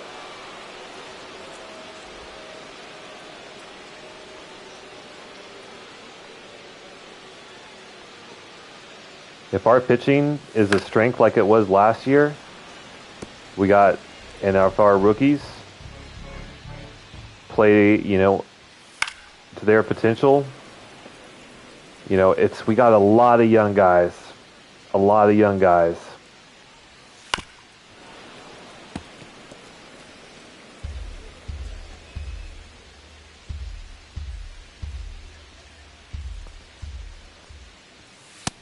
Yep, that ball went out.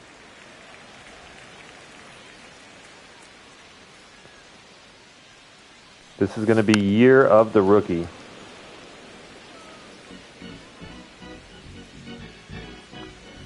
Alec Thomas hanging in there, fighting everything off.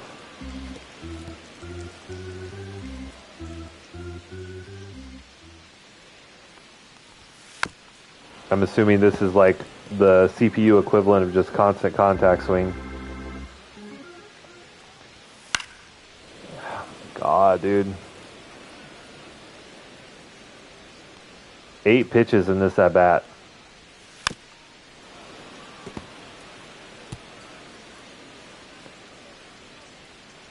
.77 vision, so finally puts one in play. Oh. We finally get out of it. Good inning by Antone. And we will schedule Pache for his first close attempt of the year, unless we can get past John Curtis.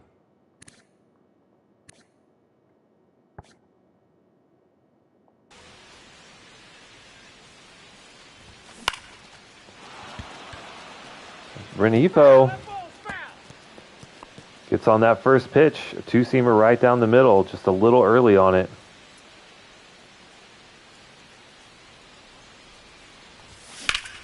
Our best hitter from a year ago, and he's going to get on with a leadoff single.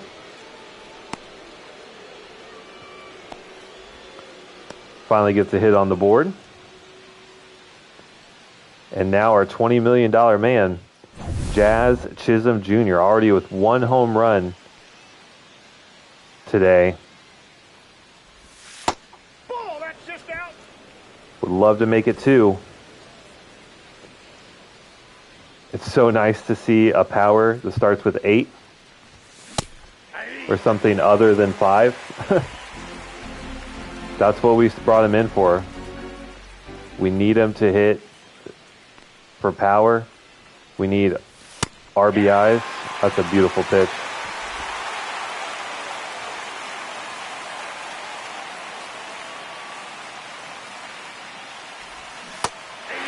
And it goes down on the back foot slider. It's a great pitch. Ball, that's out. And we are going to make our first substitution here. Lennon Sosa, we're going to bring in Jock Peterson to DH against the righty, who excels at pitch hitting as well.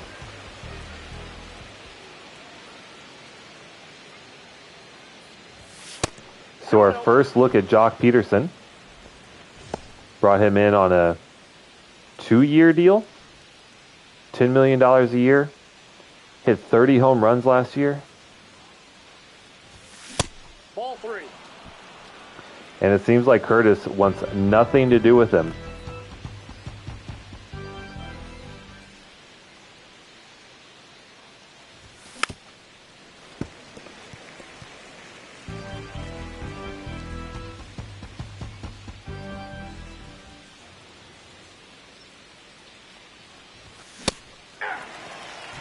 .97 top of the zone.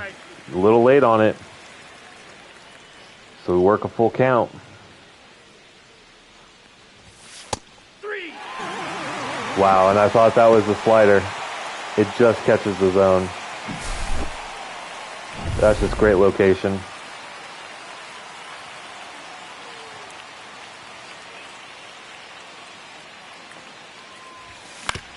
And the rookie takes a rip at the first pitch. It's a ground out. So he goes hitless today in his debut. Now let's see what we can do here with Pache.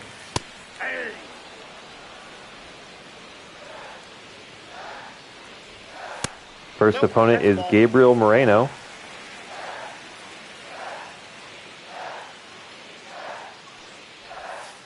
Ball. 2 balls, 1 strike.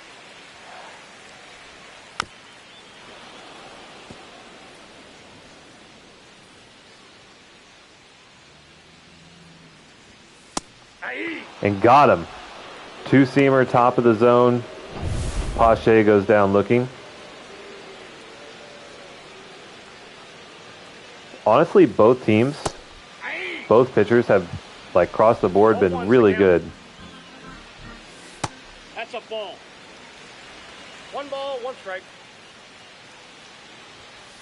Aye. 2. 1 ball, 2 strike. 3. Back-to-back punchies for Pache. And we are 3 strikes away from getting an opening day win.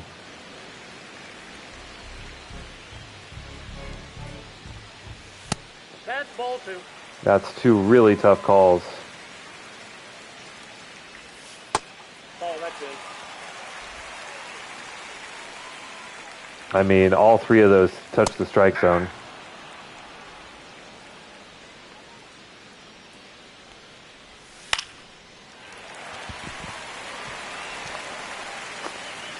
That's going to be a single for Perdomo. Gets on for his 3rd time.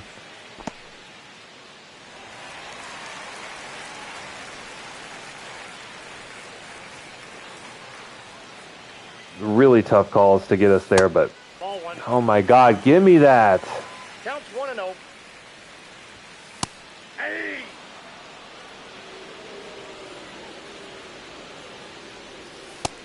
There we go.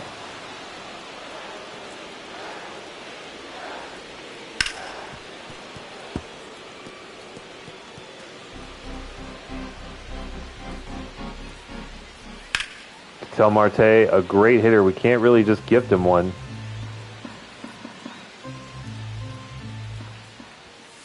And we got him.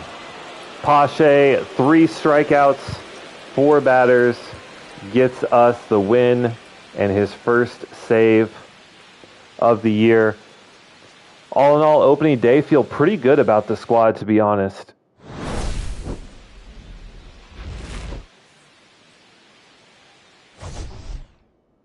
You know, Bryce Wilson gets player of the game, goes 7 innings, only allows 2 hits, 8 strikeouts. Chaz gets a hit and a home run. The rookie Kyle Teal gets a hit in his debut and an RBI. Would like to see some other young guys step up, but we faced some really good pitching.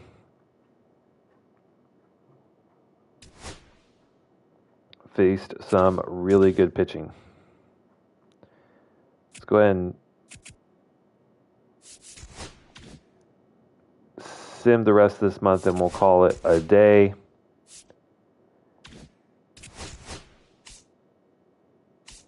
All right, so how many AAA? 1, 2, 3, 4, 5. 1, 2, 3, 4, 5, 6, 7, 8. I don't think we need 8 guys at AAA. Let's get Iriarte down to AA.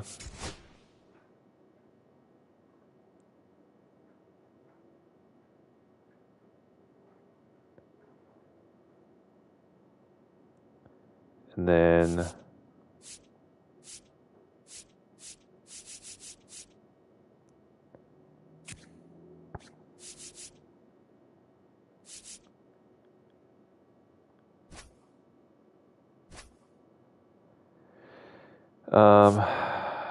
let's see.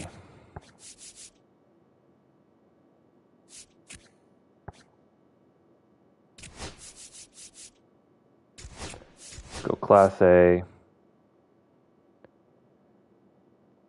And bring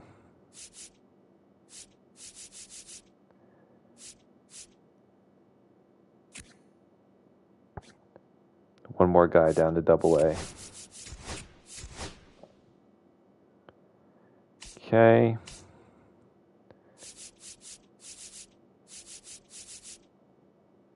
Really sucks. Like, I don't want to DFA Theis because I just need a catcher. But I'd rather have, I mean, I guess it doesn't really matter.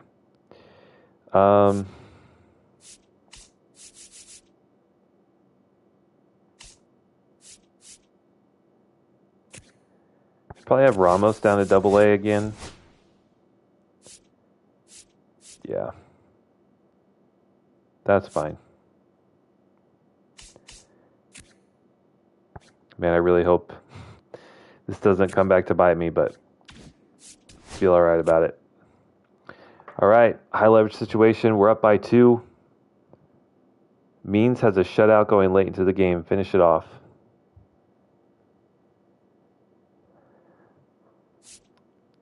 Let's simulate it. We get the win. Close one.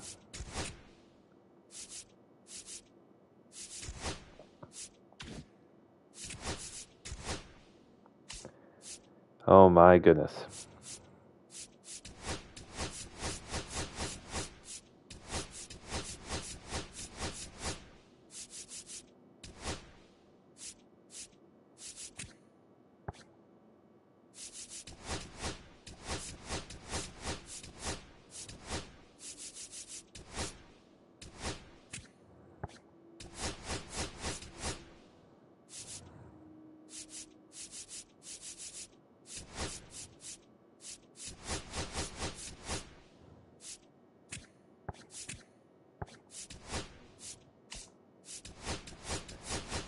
So many positions to fill here. Holy.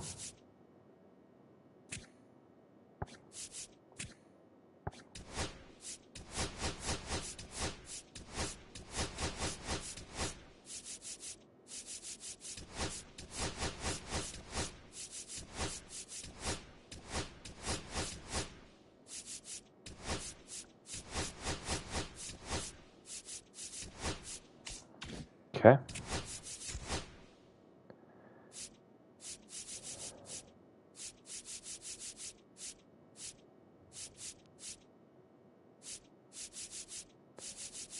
Closer.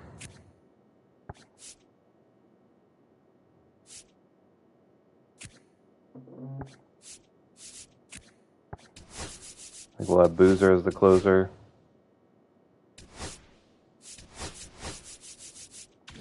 Okay. All right, so we take the first series versus Arizona. And then we'll sim. Down by 1, 1 runner on base. On base percentage so far, not great.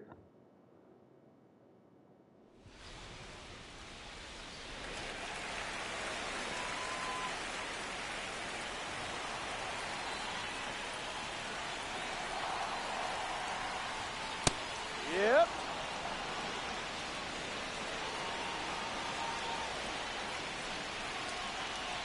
Two. No ball. 2 strikes. Nice. Yeah, you're out. Wow. He's going to have 3 saves already to his name. Eder goes 6, strikes out 8, only allows 4 hits and 2 walks, 0 earned.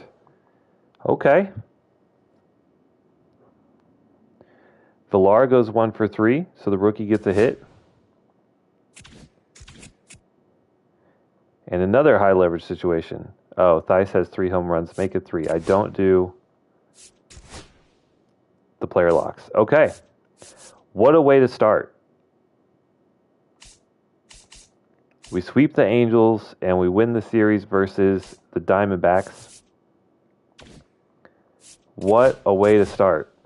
Told you we should be hopefully a more competitive team this year. I know it's super early, but we'll do a quick run through of the stats and then call it a day. I just have so much fun with this. So Rengifo off to a good start, 261. Vargas 240. Jock hitting less than 100. That's tough. Chaz 208 with the 1 home run. Ruiz 190. Okay. Colson 190.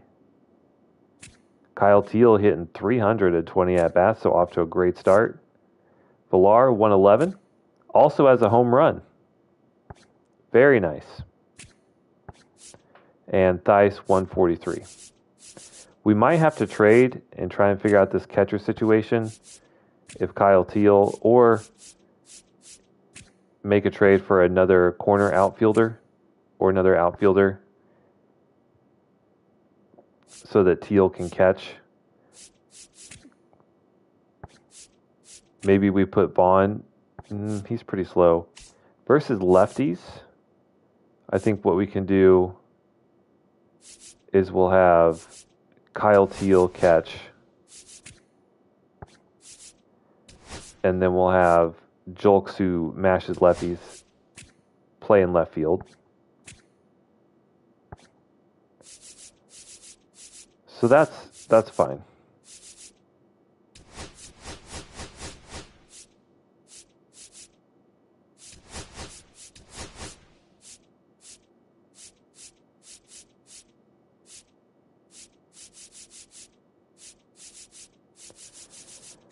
Okay, so a little bit of an edit there.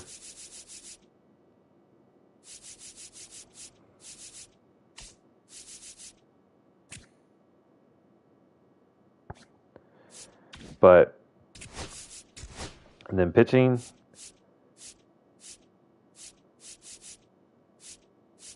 So far, Cannon, tough. It's weird to be so early in the season and already see a regression. But I think we're okay. Bullpen looking great. And then Pache.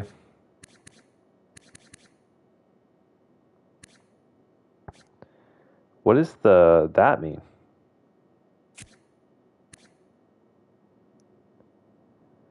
Has one blown save, but 4 saves already.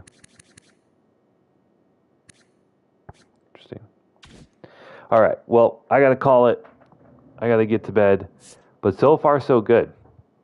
So far, so good. Obviously, off to a great start. Even though our, rating rank isn't that high, I feel like we got what it takes to get some wins. But that'll be it for this one. Thank you guys so much for watching. I do appreciate it. If you're new and you enjoyed the content, please consider subscribing. Like the video, all that.